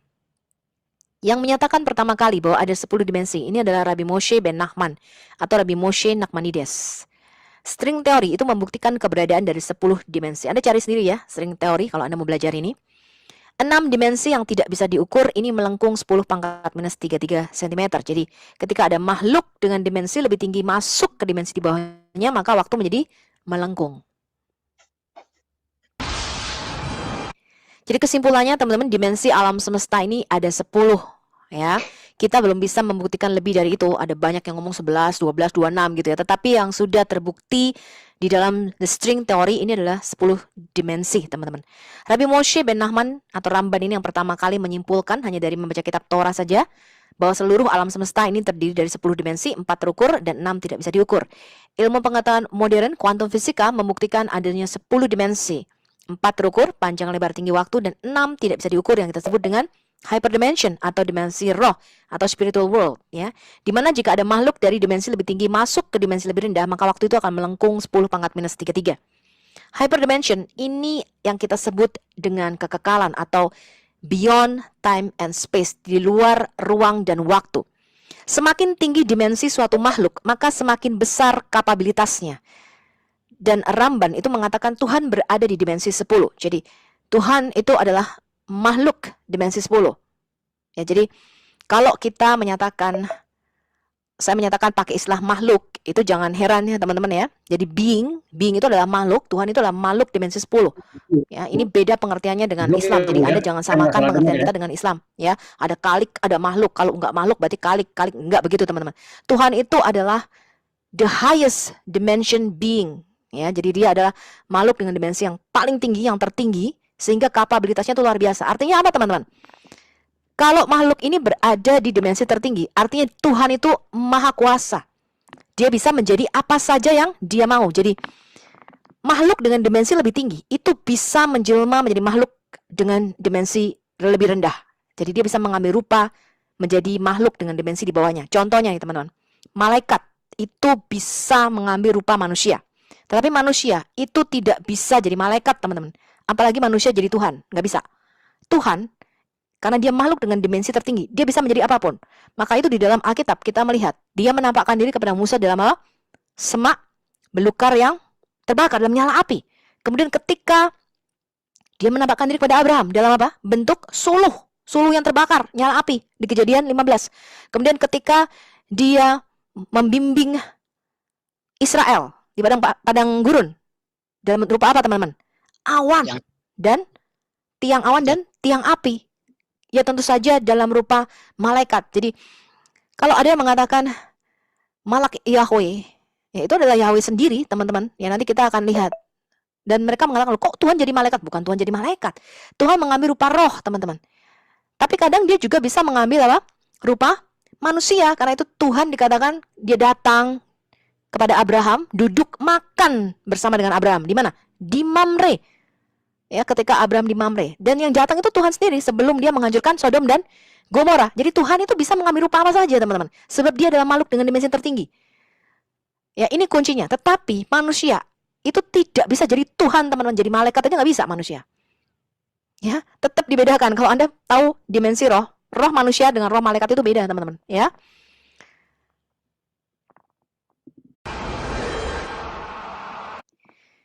Sekarang, bagaimana cara makhluk dengan dimensi lebih tinggi itu berkomunikasi dengan makhluk dengan dimensi yang lebih rendah? Nah, ini adalah dasar untuk kita bisa memahami triune God. Makanya, mengapa ada istilah Trinitas, teman-teman? Ya, sekarang ini ada yang ribut. Saya ini pokoknya Unitarian. Allah itu pokoknya ya satu biji. Ya. Ada yang Duitarian, teman-teman. Ya, Bapa dan Firman. Tapi Roh Kudus itu adalah satu dengan Bapa. Jadi dia tuh Dwi Tunggal. Ada yang Trinitarian. Ya, saya nggak ikut yang Unitarian, Duitarian, Trinitarian, Taritarian. Kita nggak ikut yang itu, teman-teman. Kita mau memahami dulu dasar untuk kita bisa mengenal seperti apa Tuhan kita. Nah, kita tidak bisa memakai penjelasan makhluk dengan dimensi di atas kita. Terlalu tinggi, kita nggak bisa jelasin Tuhan. Betul ya? Kita mau ambil contoh makhluk dengan dimensi di bawah kita, teman-teman. Yang paling gampang. Kita perkenalkan dulu Mr. and Mrs. Flat. Ya, ini adalah makhluk 2 dimensi, teman-teman. Jadi dia adalah 1 dimensi di bawah kita. Namanya Bapak dan Nyonya Flat, Nyonya datar gitu ya. Jadi dia makhluk 2 dimensi. Kita tidak bisa menjelaskan hyperdimension atau membayangkannya karena kemampuan otak kita terbatas. Ya, makanya ketika kita mencoba menjelaskan siapa itu Tuhan, kita mempunyai kata-kata yang sangat terbatas. Tapi kita mencoba memahaminya dengan belajar dari dimensi yang lebih rendah dari kita. Contoh nih teman-teman, Tuan dan Nyonya Flat ini hidup di dalam 2 dimensi. Mereka hanya mengenal panjang dan lebar. Jadi dimensi 0 itu adalah titik yang menunjukkan suatu lokasi. Dimensi 1 itu adalah garis yang menghubungkan 2 titik. Ya. Kemudian 2 dimensi ini menghubungkan 2 garis. Jadi kita akan mendapatkan bentuk, teman-teman, shape. Ya.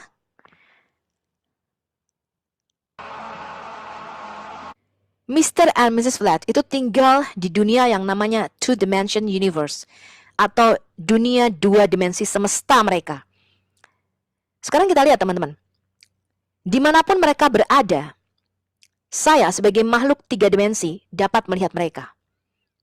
Sekalipun mereka sendiri berjauhan. Jadi ketika Mr. Flat misalnya lagi pergi ke pasar gitu ya, kemudian Nyonya Flat lagi nyalon ya, saya bisa melihat mereka teman-teman. Kenapa? Karena saya berada di dimensi yang lebih tinggi. Semakin tinggi dimensi suatu makhluk, maka semakin besar kemampuan atau kapasitasnya, kapabilitasnya, ya. Saya bisa berhubungan sekaligus dengan Tuan dan Nyonya Flat, teman-teman, sekalipun mereka berbeda tempat. Bagi mereka, saya itu maha hadir. Nah, bagi orang Islam, ketika kita mengatakan God is omnipresent atau Tuhan itu maha hadir, mereka berpikir Tuhan itu membelah diri seperti amuba dan jadi banyak, teman-teman, tersebar di mana-mana. Sebab Muslim itu tidak percaya bahwa Tuhan itu adalah maha hadir. Mereka berpikir Allah itu adalah di atas arsy, di atas singgasana. Sebab Muslim berpikir Tuhan itu dalam dimensi 3 dimensi kita. Jadi dalam dunia fisik kita. Ya, sehingga mereka tuh tidak bisa mengungkapkan siapa Tuhan itu yang sebenarnya. Karena mereka tidak percaya bahwa Allah itu roh. Ya, mereka percaya Allah itu zat. Nah, kalau zat ini artinya terbatas pada 1 dimensi. Ya, namanya zat itu terbatas pada 1 dimensi. Tapi kalau roh itu nggak terbatas, teman-teman.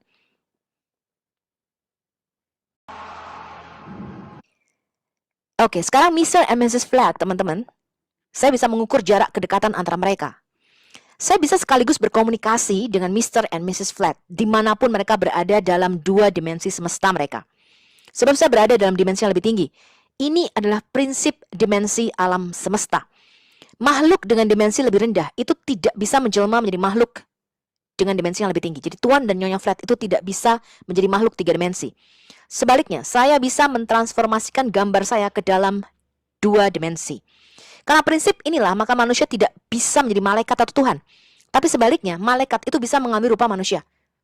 Seperti dalam Quran, Jibril itu menampakkan diri dalam rupa laki-laki yang sempurna kepada Maryam. Muhammad berkata Jibril juga datang dalam rupa siapa? Dahyah Al-Kalbi. Nanti kita lihat nih, ceritanya lucu sekali ya. Nah, dalam Alkitab malaikat itu bisa mengambil rupa manusia, teman-teman. Referensinya ada di Kejadian 19, Ibrani 13 ayat 2. Tapi malaikat itu tidak maha hadir, teman-teman. Sebab dimensinya lebih rendah dari Tuhan. Ya, jadi kalau Tuhan itu maha hadir, malaikat tuh nggak bisa maha hadir, teman-teman. Ya, jadi setan itu tidak maha hadir. Ya, tidak bisa di mana-mana, ya. Dia tidak bisa di mana-mana dalam waktu yang bersamaan, ya. Apakah Tuhan bisa mengambil rupa manusia? Jelas bisa, karena tadi dia adalah makhluk dimensi tertinggi, di dimensi 10 Tuhan, ya. Malaikat saja bisa, apalagi Tuhan. Ya, Tuhan bisa mengambil rupa apa saja. Ini yang kita sebut dengan maha kuasa. Jadi Tuhan itu maha kuasa dan maha hadir karena dia adalah makhluk dengan dimensi tertinggi. Tidak ada yang mustahil bagi Tuhan, teman-teman. Referensinya ada di Kejadian 15 ayat 17. Tuhan mengambil wujud suluh api. Di Keluaran 3 ayat 2, Tuhan mengambil rupa tiang awan dan tiang api dan gumpalan asap. Roh Kudus itu mengambil rupa seperti lidah-lidah api dan seperti burung merpati. Jadi Roh Kudus itu bukan api, ya, dan juga bukan seekor burung, teman-teman, ya. itu hanya gambaran, tapi dia bisa mengambil rupa seperti itu. Kenapa? Karena wujudnya adalah roh, teman-teman. Jadi prinsip Alkitab, Tuhan Maha Hadir dan Maha Kuasa, itu sebab dia adalah makhluk dengan dimensi tertinggi, sehingga tidak ada yang mustahil bagi Tuhan. Sekarang, apa yang terjadi jika makhluk dengan dimensi lebih tinggi masuk ke dalam semesta dunia 2 dimensi Mr. and Mrs. Flat? Apa yang akan mereka lihat? Jika saya memasukkan jari saya ke 2 dimensi datar mereka, mereka tidak bisa melihat jari saya, teman-teman. Mereka hanya melihat sebuah lingkaran. Jadi bagaimana saya menjelaskan seperti apa diri saya kepada makhluk 2 dimensi? Contohnya, sebuah bola. Bola ini adalah benda 3 dimensi. Melewati 2 dimensi Mr. and Mrs. Flat. Apa yang akan mereka lihat, teman-teman? Mereka akan melihat lingkaran yang kecil, kemudian lingkaran ini makin membesar, kemudian mengecil, dan hilang, teman-teman. Jika ada objek 3 dimensi yang masuk ke dalam dunia 2 dimensi mereka, maka mereka tidak bisa melihat secara utuh. Sebuah bola itu masuk melintas dalam 2 dimensi. Mereka hanya akan melihat sebuah lingkaran. Jadi Mr. and Mrs. Flat itu tidak bisa melihat secara utuh objek 3 dimensi dalam semesta 2 dimensi mereka. Mereka hanya melihat lingkaran ya yang kecil, kemudian membesar, dan kemudian mengecil kembali. Mereka tidak tahu itu adalah sebuah bola. Sekarang, bagaimana jika yang melintas itu adalah sebuah kubus bentuknya, teman-teman? Ini adalah contoh gambaran supaya Anda bisa membayangkan kubus 3 dimensi itu melewati semesta ruang 2 dimensi. Apa yang akan mereka lihat, teman-teman? Yang kiri, yaitu kubusnya masuk, teman-teman ya, ke dalam 2 dimensi lewat. Yang kanan, itu adalah apa yang makhluk 2 dimensi itu lihat. Anda lihat tuh, mereka nggak bisa lihat kubus, teman-teman. Yang mereka lihat adalah sebuah segitiga. Kemudian mereka akan lihat segi 4, kembali lagi menjadi segitiga, teman-teman. Kemudian yang posisi nomor 2, kalau kubusnya itu masuk ya dengan posisi yang berbeda dengan posisi pertama, maka apa yang makhluk 2 dimensi lihat itu hanya ada sebuah persegi panjang yang mengecil ya kemudian membesar, teman-teman. Mengecil lagi. Kalau posisi masuknya seperti nomor 3, teman-teman. Ya kubusnya lewat gitu ya. Mereka hanya akan melihat sebuah kotak, teman-teman. Mereka nggak bisa lihat kubus. Lalu, bagaimana nih teman-teman cara komunikasinya? Bagaimana saya bisa menjelaskan siapa diri saya kepada makhluk 2 dimensi? How would you communicate a 3-dimensional object to a 2-dimensional universe? Yang pertama, ada 2 cara, teman-teman. Ya, caranya yang pertama nih ya, adalah melalui proyeksi 2 dimensi. Jadi objek 3 dimensi itu kita proyeksikan secara langsung. Tetapi hal ini justru membuat makhluk 2 dimensi menjadi lebih bingung dan tidak menjadi jelas bagi mereka seperti apa bentuk kotak itu. Dalam 2 dimensi, kotak ini digambarkan menjadi 2 segi 4 yang terhubung di sisinya. Yang Anda lihat sebelah kanan itu adalah Loki, teman-teman. Loki ini adiknya Thor ya, teman-teman ya. Karena saya tuh penggemar sekali film-film superhero ya, teman-teman ya. Dari Avengers sampai Thor. Loki ini sedang pegang yang namanya Tesseract, teman-teman. Nah, apa itu Tesseract, teman-teman? Tesseract itu adalah kubus 4 dimensi. Yang Anda lihat di kiri itu adalah contoh proyeksi dari hypercube atau kubus 4 dimensi, kemudian diproyeksikan ke dalam 3 dimensi. Bingung nggak teman-teman Anda lihatnya? Hanya orang yang terlatih di bidang matematika atau anak kecil yang dengan gampang membayangkan seperti apa bentuknya kubus 4 dimensi tersebut. Apalagi 5 dimensi, 6 dimensi, 10 dimensi ya teman-teman, tidak terbayangkan. Nah, itu adalah contoh daripada proyeksi. Jadi bagaimana caranya kita bisa berkomunikasi dengan makhluk lebih rendah dimensinya di bawah kita? 1, cara pertama adalah dengan diproyeksikan. Salah satu pelukis jenius teman-teman yang memakai Tesseract atau hypercube ya kubus dengan 4 dimensi itu adalah lukisan Salvador Dali teman-teman yang berjudul Crucifixion atau Corpus Christi ya tubuh Kristus. Dia menggunakan yang namanya hypercube atau Tesseract. Anda bisa lihat di situ ya gambarnya luar biasa ya. Ini adalah pelukis yang jenius teman-teman. Kalau tadi dengan diproyeksikan itu bisa membuat Mr. dan Mrs. Flat garu-garu kepala ya, tambah bingung. Cara yang kedua, apa caranya teman-teman? Another method might be unraveling the three-dimensional object into two dimensions. Jadi cara kedua itu adalah dengan diuraikan atau dibuka bagian demi bagian. Sehingga makhluk dengan dimensi lebih rendah itu bisa mengenali objek 3 dimensi tersebut. Cara inilah yang dipakai Tuhan berkomunikasi dengan kita, yaitu dengan mengungkapkan seperti apa dirinya secara progresif atau bertahap, sehingga kita boleh mengenal Dia. Rasul Paulus itu mengatakan dalam surat Efesus 3 ayat 17-19, sehingga Kristus itu berkenan tinggal di dalam hatimu melalui iman, sehingga kamu berakar dan berdasar dalam kasih, dan agar kamu bersama semua orang kudus dapat memahami betapa lebar dan panjang dan tinggi dan dalamnya kasih Kristus. Dengan demikian, kamu dapat mengenal kasih Kristus yang melampaui pengetahuan, sehingga kamu dipenuhi dengan seluruh kepenuhan Allah. Jadi, di sini ada 4 dimensi. Yang pastinya Rasul Paulus gak tahu ya kalau dunia ini ada 4 dimensi, tapi Roh Kudus mengungkapkan ini lewat tulisan Rasul Paulus. Ya, Anda lihat di situ ada 4 dimensi, teman-teman. Lebar, panjang, tinggi, dan dalam.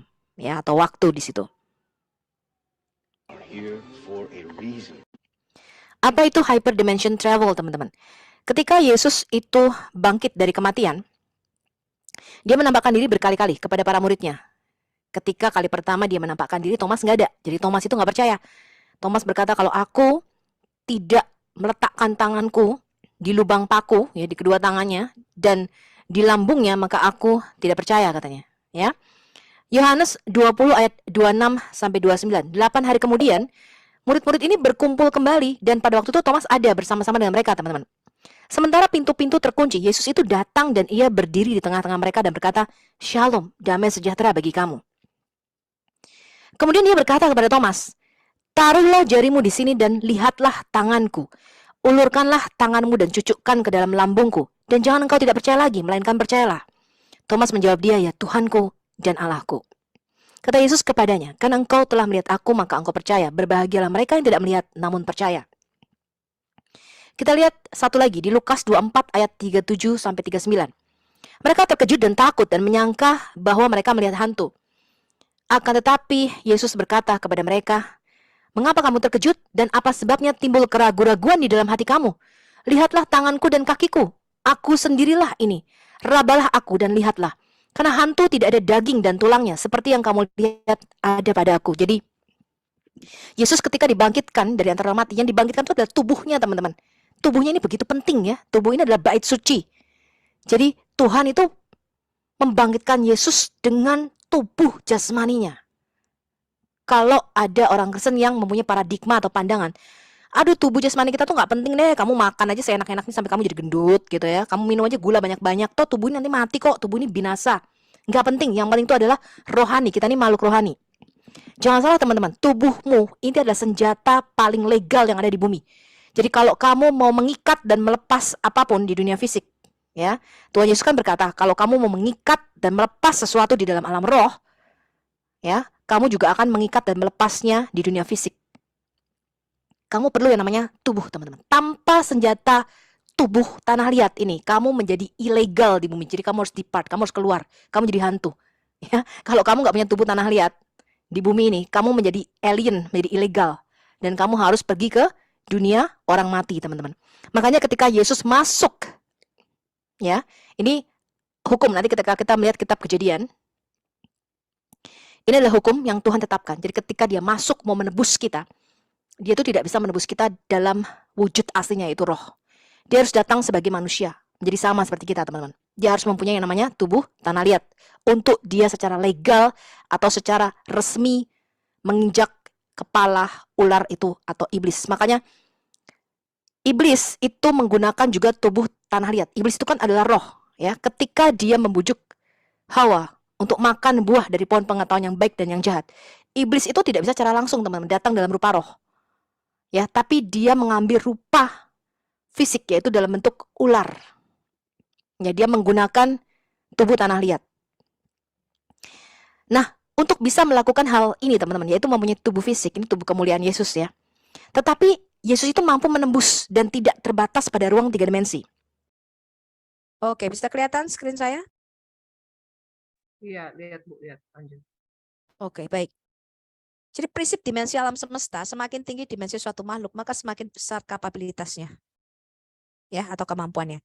Makhluk dengan dimensi yang lebih tinggi itu bisa menjelma menjadi makhluk dengan dimensi bawah. Dia bisa mengambil wujud. Ya, menjadi rupa dalam bentuk dimensi di bawahnya. Kayak kita bisa memproyeksikan diri kita di dalam 2 dimensi. Tapi makhluk dengan dimensi lebih rendah itu tidak bisa menjelma menjadi makhluk dengan dimensi yang lebih tinggi. Karena itu manusia itu nanti mengalami kebangkitan tubuh dan kembali ke bumi. Kenapa? Katanya rumah kita di surga gitu kan. Kalau nyanyi katanya pada pengen cepat-cepat ke surga. Tapi ternyata sama Tuhan dibalikin lagi ke bumi. Gimana tuh? Katanya siapa percaya Yesus dia masuk surga. Yesus berkata siapa percaya kepadaku dia kembali lagi ke bumi. Bumi yang baru. Dia akan memerintah bersama dengan aku di bumi. Wahyu 5 ayat 10. Karena manusia itu memerlukan tubuh. Jadi nanti kita bicara prinsip hukum kehidupannya. Ketika di bumi ini, ketika kamu mau berkuasa memerintah itu kamu harus punya tubuh jasmani. Maka Yesus mengambil tubuh manusia. Dia menjadi Adam, menjadi manusia. Tanpa tubuh jasmani kamu tidak legal di sini. Karena bumi ini diberikan kepada manusia. Supaya manusia bisa berkuasa atas bumi ini. Ya. Nah sekarang makhluk dengan dimensi lebih rendah itu tidak bisa menjelma menjadi makhluk dengan dimensi yang lebih tinggi. Nah prinsip yang ketiga, di dalam hyperdimension itu 6 dimensi ke atas yang kita sebut dengan dimensi roh. Ya, dimensi pertama itu panjang, tinggi, lebar. Dimensi keempat itu disebut time space continuum, yaitu dimensi waktu yang ditemukan Albert Einstein.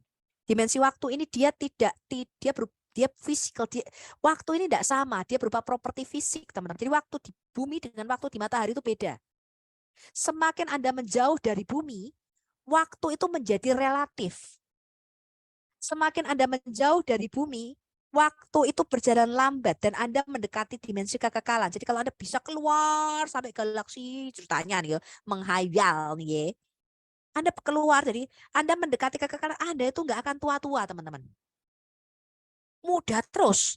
Semakin Anda mendekati bumi, makanya di dalam Wahyu dikatakan iblis itu dilemparkan ke bumi dan dia menjadi geram.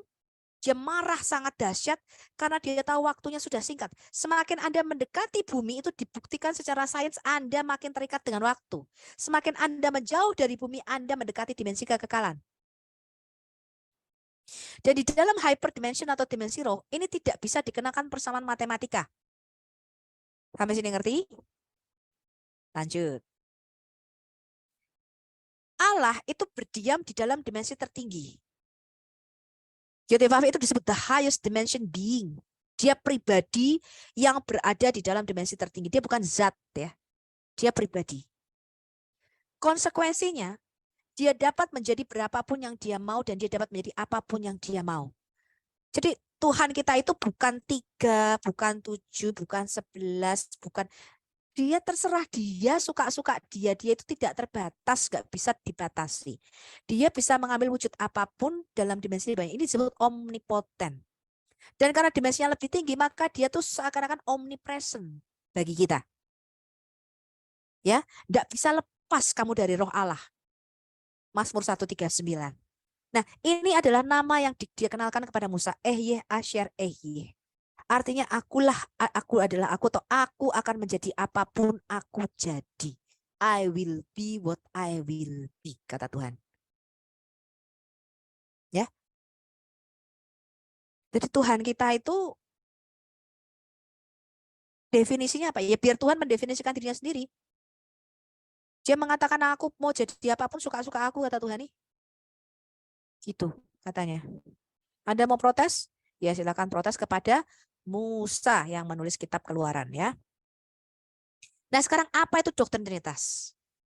Nah ini tadi setelah kita mengerti prinsip-prinsip itu, Anda mendapatkan sedikit gambaran bagaimana Allah itu bekerja di dalam dimensi ya, dan Allah itu di luar dimensi ruang dan waktu, dia tidak berada di dimensi kita. Dia tinggal di dimensi yang namanya hyperdimension atau dimensi kekekalan. Lalu Trinitas ini bicara apa? Bukan doktrin mengenai keberapaan jumlah Allah. Jadi kalau masih datang Allah jumlahnya berapa, ya gak ngerti karena dia bisa menjadi berapapun yang dia mau. Tapi bagaimana Allah yang Esa itu berinteraksi dengan ciptaannya. Nah, ini saya setuju. Ya. Kalau ada yang mengatakan bicara tentang keberapaan jumlah Allah, artinya dia masih berhenti pada dimensi kita. Dia masih menghitung Allahnya ada berapa jumlahnya. Tapi Alkitab dengan jelas tidak mengatakan demikian. Ya, dan ini definisi yang saya suka, ya, saya sepakati ini. Ini Trinitas, teman-teman.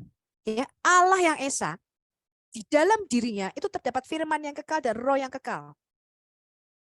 Bisa dibedakan tapi tidak bisa dipisahkan. Allah, firman Allah, dan roh Allah. Ini yang disebut the Godhead. Bahasa Indonesianya saya tidak tahu apa.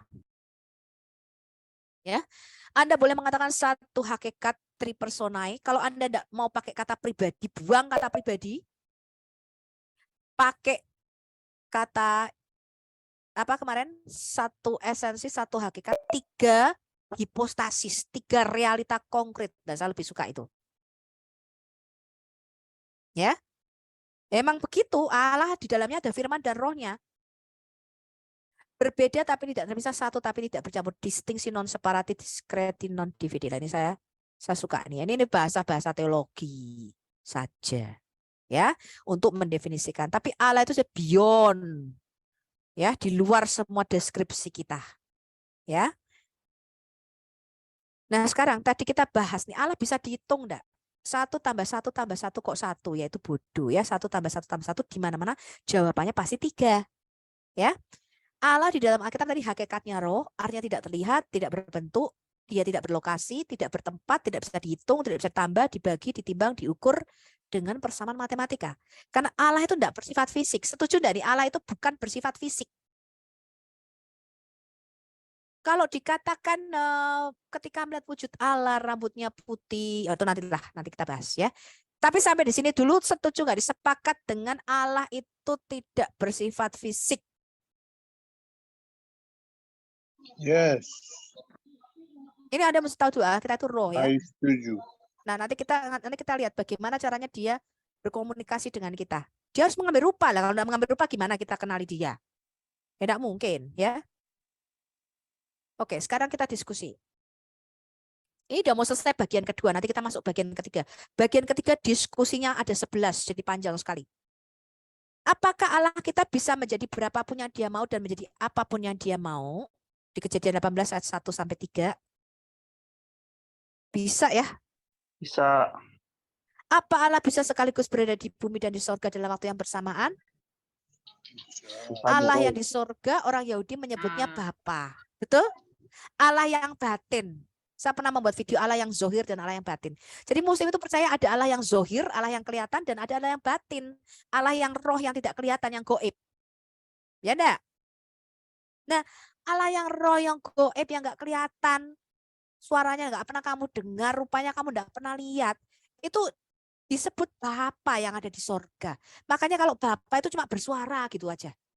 Wujudnya ya enggak tahu, enggak kelihatan. Allah yang zohir, yang menampakkan diri, yang bisa kita lihat, itu Sang Firman. Jadi Yesus itu adalah the visible image of the invisible God. Kolose 1 ayat 15-16.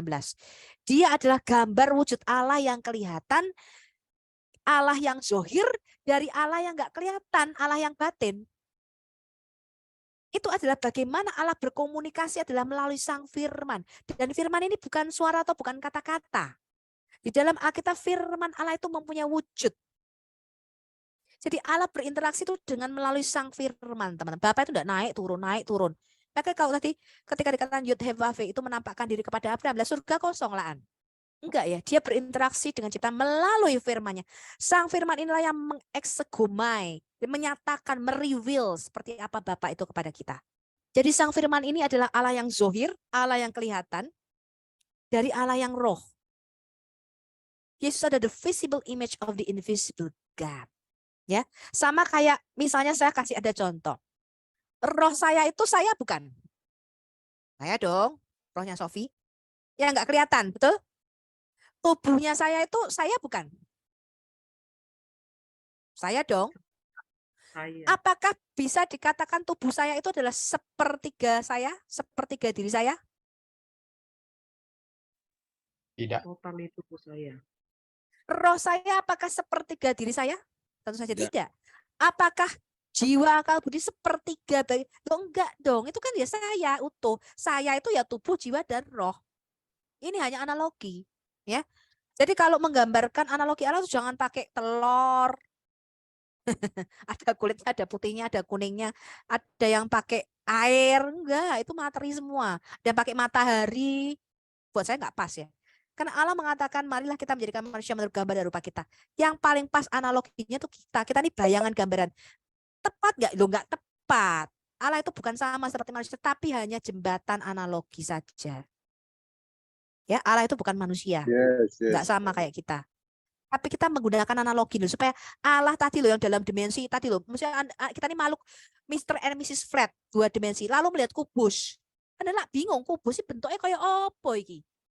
Kok kotak mengecil membesar membesar membesar, mengecil mengecil lagi membesar. Loh itu kok kubus kok kayak gitu tuh? Apa itu bentuknya? Anda menuju raba-raba. Kayak apa ya ini kubus? Karena kita ini terbatas dimensinya. Ya? Oke. Nah, jika Allah kita esensinya ada, hakikatnya ada roh, yang artinya angin atau breath atau hembusan nafas. Siapa yang dilihat para nabi duduk di tahta dengan rambut putih, jubah putih, dan jubahnya memenuhi bait suci? Ayo, Yesaya 6. Siapa yang dilihat Nabi Yesaya di Yesaya 6? Siapa yang dilihat Nabi Daniel di Daniel 7? Siapa yang dilihat Rasul Yohanes? Siapa ini kira-kira? Firman. Yesus. Ya, dia sang firman itu adalah manifestasi. Ya, ini bukan berarti Allah kita itu rambutnya putih atau bukan ya? Itu visions, penglihatan itu simbolis. Ya, nah ketika dikatakan anak manusia datang ke hadapan yang lanjut usianya di Daniel 7, ketika Anda membaca itu simbolis. Ya, itu vision, ada maknanya, ada arti rohaninya. Ya, sama seperti ketika melihat Yesus, dia lihatlah singa dari suku Yehuda, dia telah menang.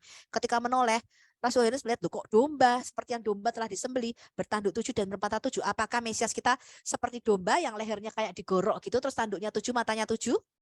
Apa itu Yesus? Tentu saja bukan. Karena itu visions atau penglihatan, dia menggunakan simbol. Yang lanjut usia itu bicara, artinya dia yang hari-harinya tidak berkesudahan. Artinya dia yang hidup kekal. Dia di luar dimensi ruang dan waktu. Sang anak manusia yang naik di atas ini bicara mengenai Adam. Di mana Allah itu punya grand design. Dia memerintah surga dan bumi dengan kesatuan Allah dan manusia. Maka Yesus itu punya 2 natur. Hakikatnya ilahi dan insani. Sampai sini ngerti? Jadi siapa sang anak manusia duduk sebelah kanan Allah Bapa? Tadi saya tanya. Kalau Yesus duduklah di sebelah kananku, yang duduk di sebelah kirinya siapa? Tak tanyai. Saya, Bu. Saya. Itu sebenarnya ungkapan aleogris, Bu. Aku di pangku aku. Alegoris. Ya, ngomong kebalik. Alegoris, bukan ya, aleogris. Kayak simbol kekuasaan kali ya. Ya, betul, simbol. Ya, duduklah di sebelah kanan itu artinya bicara Tuhan itu pengen Adam. Ya, makanya dia nusul menjadi Adam yang kedua. Dia pengen antara Allah dan manusia ini bersatu. Itu grand design Allah. Nanti kita lihat ya. Kalau kita mulai bicara sistem kerajaan surga. Ya, bagaimana grand design Allah itu menyatukan ya yang ilahi dan Adam ini di dalam kesatuan. Makanya dikatakan di Efesus 2, di dalam nama Yesus bertekuk lutut segala yang ada di surga, artinya penghuni surga, segala yang ada di atas bumi, artinya manusia, dan segala yang ada di bawah bumi, dan segala lidah mengaku dia adalah penguasa satu-satunya bagi kemuliaan Allah Bapa. Nanti kita bicara apa artinya yang sulung. Dikatakan Yesus itu the heir, pewaris kerajaan. Kerajaan mana yang diwarisi? Kerajaan surga dan kerajaan bumi. Maka sekarang kepadaku telah diberikan segala kuasa di surga dan di bumi. Hanya ketika Yesus telah menjadi manusia, menjadi Adam. Tanpa dia punya tubuh jasmani, tanpa dia menjadi Adam, dia nggak legal menjadi raja kita. Maka Mesias itu disebut juga raja manusia atau Tuhan manusia. Ya. Nah, sekarang kita diskusi lagi. Yohanes 20 ayat 17. Jika Yesus Allah, apakah Yesus punya Allah?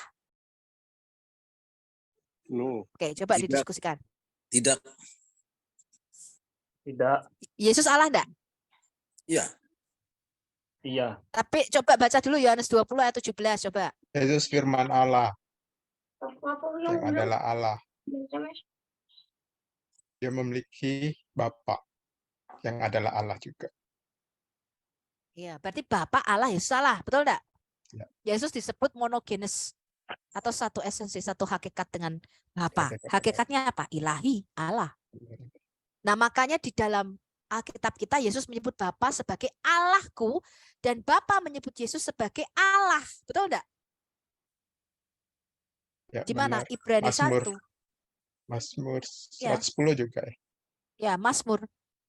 Yesus juga Allah, Elohim, karena dia makhluk surgawi. Ya, tapi dia adalah Yotevave itu sendiri. Ya. Nah, Wahyu 3 ayat 12. Ini Yesus ngomong, ini coba dibaca dulu nih, Wahyu 3 ayat 12. Barang siapa menang, ia akan kujadikan soko guru di dalam bait suci Allahku. Dan ia tidak akan keluar lagi dari situ. Dan padanya akan kutuliskan nama Allahku, nama kota Allahku, yaitu Yerusalem baru, yang turun dari sorga dari Allahku, dan namaku yang baru. Yang bicara di sini siapa? Yesus. Yesus. Yesus mengatakan, kamu akan kujadikan soko guru di dalam bait suci Allahku. Dan padanya akan kutuliskan nama Allahku, nama kota Allahku, yaitu Yerusalem baru yang turun dari surga dari Allahku dan namaku yang baru. Karena memang Allah itu beyond tadi ya, di luar dimensi kita. Tapi ini kata-katanya aneh, betul enggak sih? Yang ngomong di sini siapa? Wahyu 3:12. Sepakat semua Yesus. Ada yang lain? Berarti Yesus punya Allah? Ya, ini dia bicara sebagai Adam ya, bicara sebagai Yesus punya nature manusia juga ya. Dan memang bapaknya adalah Allahnya ya. Oke, kita masuk bagian yang ketiga. Oke, ini adalah part ketiga. Oke, sekarang kita lihat the mystery of the triune God part ketiga. Mazmur 119 ayat 1. Betapa ku cintai Tauratmu, aku merenungkannya sepanjang hari sampai aku mumet kepalaku. Taurat itu ternyata luar biasa dalamnya ya. Makanya di dalam pandangan Yahudi Taurat itu katanya punya 70 wajah ya. Jadi dilihat dari sini beda, dilihat dari sini beda, dilihat dari wajahnya aja 70 teman-teman. Jadi beda-beda katanya. Ya, begitu dilihat dari sini, lo kok beda lagi, kok dapat wahyuan baru. Jadi lo kok bisa beda-beda ya. Semakin kurenungkan Tauratmu, semakin mumet. Ya, tapi kita harus mencintai firman Tuhan ya, seperti Daud ya. Di Mazmur 119 ini Mazmur paling panjang. Nah, sekarang kita mau merenungkan hukum-hukum Tuhan. Sekarang saya tanya, apakah Musa dan para nabi, penulis perjanjian lama itu seorang Farisi, seorang Unitarian, Duitarian, Trinitarian, Treteos, Oneness, Saksi Yehova, Arianisme, Karismatik, Reform, Injili, Pentakosta, Advent? Mana ini? Kira-kira Musa dan para nabi ini termasuk kategori yang mana? Mungkin Katolik? Katolik enggak? Enggak semuanya. Unitarian mungkin? Unitarian enggak kira-kira Musa? Unitarian itu kan kepercayaannya apa sih? Tidak sih. Kayaknya waktu zaman Musa dan para nabi itu belum ada denominasi deh, Bu. Nah iya, orang belum ada gereja. Katolik orang mungkin ya toh. Masa Musa seorang paus, pop, enggak mungkin. Uskup juga enggak juga Musa ya toh. Para nabi, apakah Farisi? Imam Esra ya, Imam Esra itu ahli Taurat. Yang mereka baca, mereka renungkan itu kitab Taurat, teman-teman. Tauratnya Musa, para nabi, Nabi Yeremia, Yesaya itu merenungkan Taurat. Mereka pegang Taurat. Yosua disuruh merenungkan kitab Taurat ini siang dan malam. Ya, jangan takut dan gentar hatimu. Tuhan berfirman kepada Yosua, tapi renungkanlah Taurat ini, hukum-hukum yang sudah diberikan kepada Musa ini siang dan malam. Semakin direnungkan, tak renungkan, semakin mumet aku. Ternyata Musa ini kok ya Farisi enggak, Unitarian enggak, Duitarian enggak, Trinitas juga enggak, Tetraios juga enggak, Oneness juga enggak semua ini. Nah, terus jadi Allah yang digambarkan Musa dan para nabi itu seperti apa? Musa ini dididik.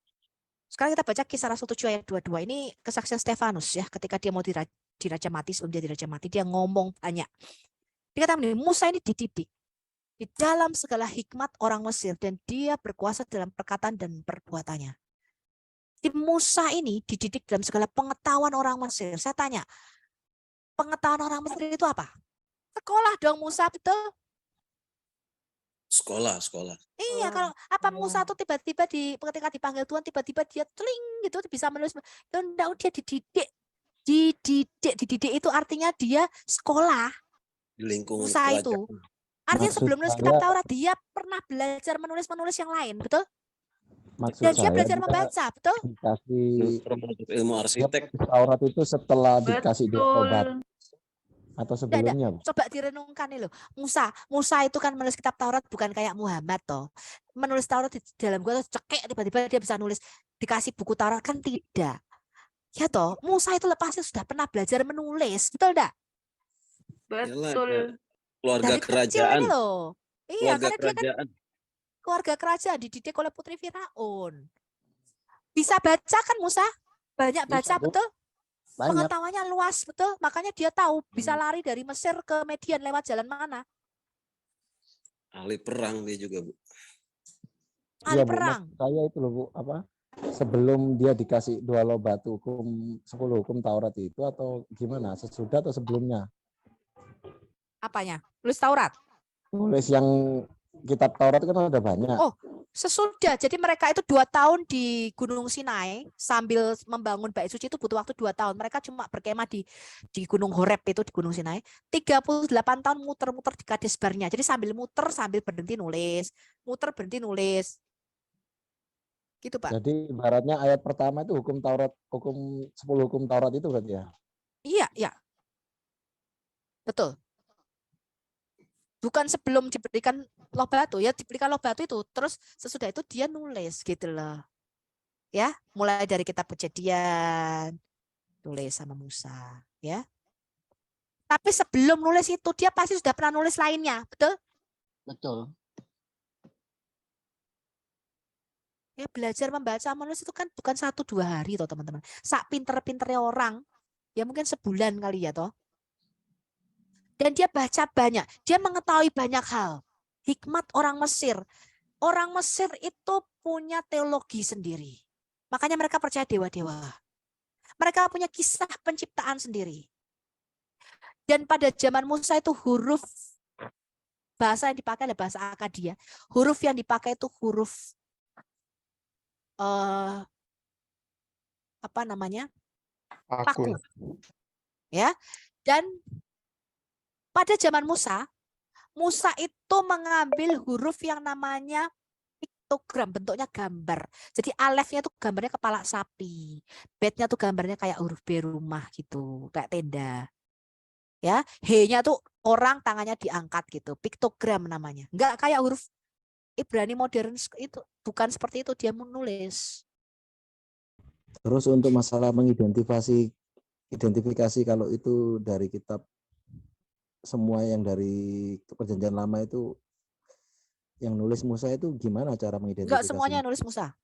Jadi Bukan, kitab yang dari kitab yang Kejadian, Keluaran, Imamat, Bilangan, Ulangan itu gimana mengidentifikasinya kalau yang si penulisnya itu semua Musa? Enggak semuanya Musa, Pak. Contoh di Keluaran ya. Itu 7 pasal terakhir setelah Musa mati. Itu jelas ada ayat yang nulis bukan Musa. Musa sudah mati nulis. Tak serem lah. Jadi pada zaman Nabi Samuel, itu kitab Taurat itu disusun ulang. Nah, kita belum bicara sampai ke sana. Tetapi bahwa Musa ya memberikan hukum-hukum Taurat itu diakui oleh semua nabi bahkan Yesus. Jadi Yesus sendiri mengatakan itu adalah kitab Musa. Hukum Tauratnya Musa.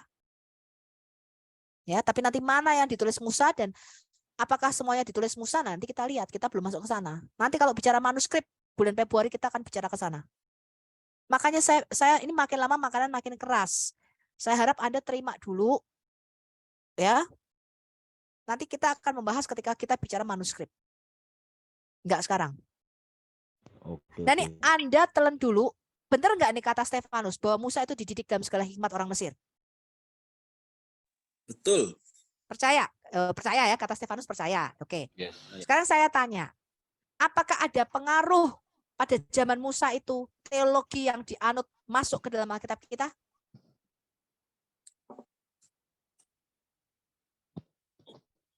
Ada, Bu.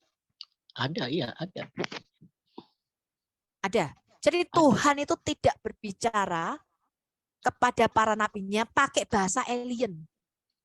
Kayak di Quran ada alif, lam, ra, bahasa-bahasa. Enggak, Tuhan itu bicara masuk di dalam dimensi ruang dan waktu. Dia menggunakan budaya, menggunakan bahasa yang diketahui oleh Musa. Ya toh, kalau Tuhan bicara pakai bahasa alien, tik tik tik tik tik tik tik tik, Musa mana tahu? Pasti pakai bahasanya Musa.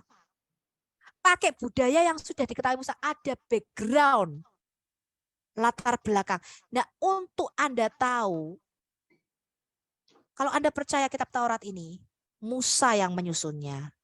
Betul. Maka Anda harus melihat dulu pada zaman Musa itu background latar belakangnya Musa itu apa. Jangan pakai pengetahuan modern sekarang. Jadi kalau saya Trinitas teman-teman. Tapi bukan berarti kalau saya Trinitas semua ketika saya melihat di dalam Alkitab itu semuanya Trinitas, saya melihat Trinitas di mana-mana. Kita harus buka dulu kondenya, dicopot, pakai otaknya Musa masukkan gitu loh. Pada zaman Musa ketika Musa nulis kitab Taurat, itu dia mau nulis apa?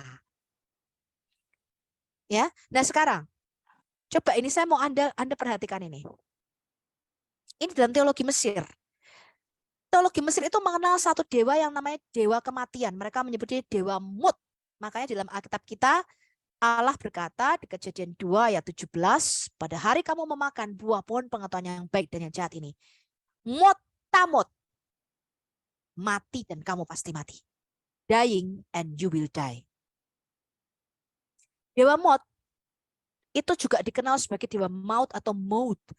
Ini adalah the goddess, ya, dewi yang disembah di Mesir kuno dan kerajaan Kush di Sudan Utara saat ini. Di Meriotik namanya diucapkan mata. Namanya berarti ibu dalam bahasa Mesir kuno. Mut ini memiliki banyak aspek dan atribut yang berbeda, yang banyak berubah dan berkembang selama ribuan tahun dalam budaya Mesir kuno. Dewa Mut ini dianggap sebagai dewa utama terkait dengan perairan Purbanu, tempat lahirnya segala sesuatu di dunia. Jadi orang zaman dulu percaya segala sesuatu itu lahir dari air. Ini bicara mengenai kosmologi atau kosmogoni, asal muasal alam semesta ini. Alkitab mengatakan Roh Allah veruah Elohim merakefet al penehamayim. Roh Allah itu merakefet itu artinya bergetar melingkupi. Saya suka sekali itu kata-katanya. Getar melingkupi. Jadi kayak gelombang-gelombang yang aktif itu melingkupi perairan purba.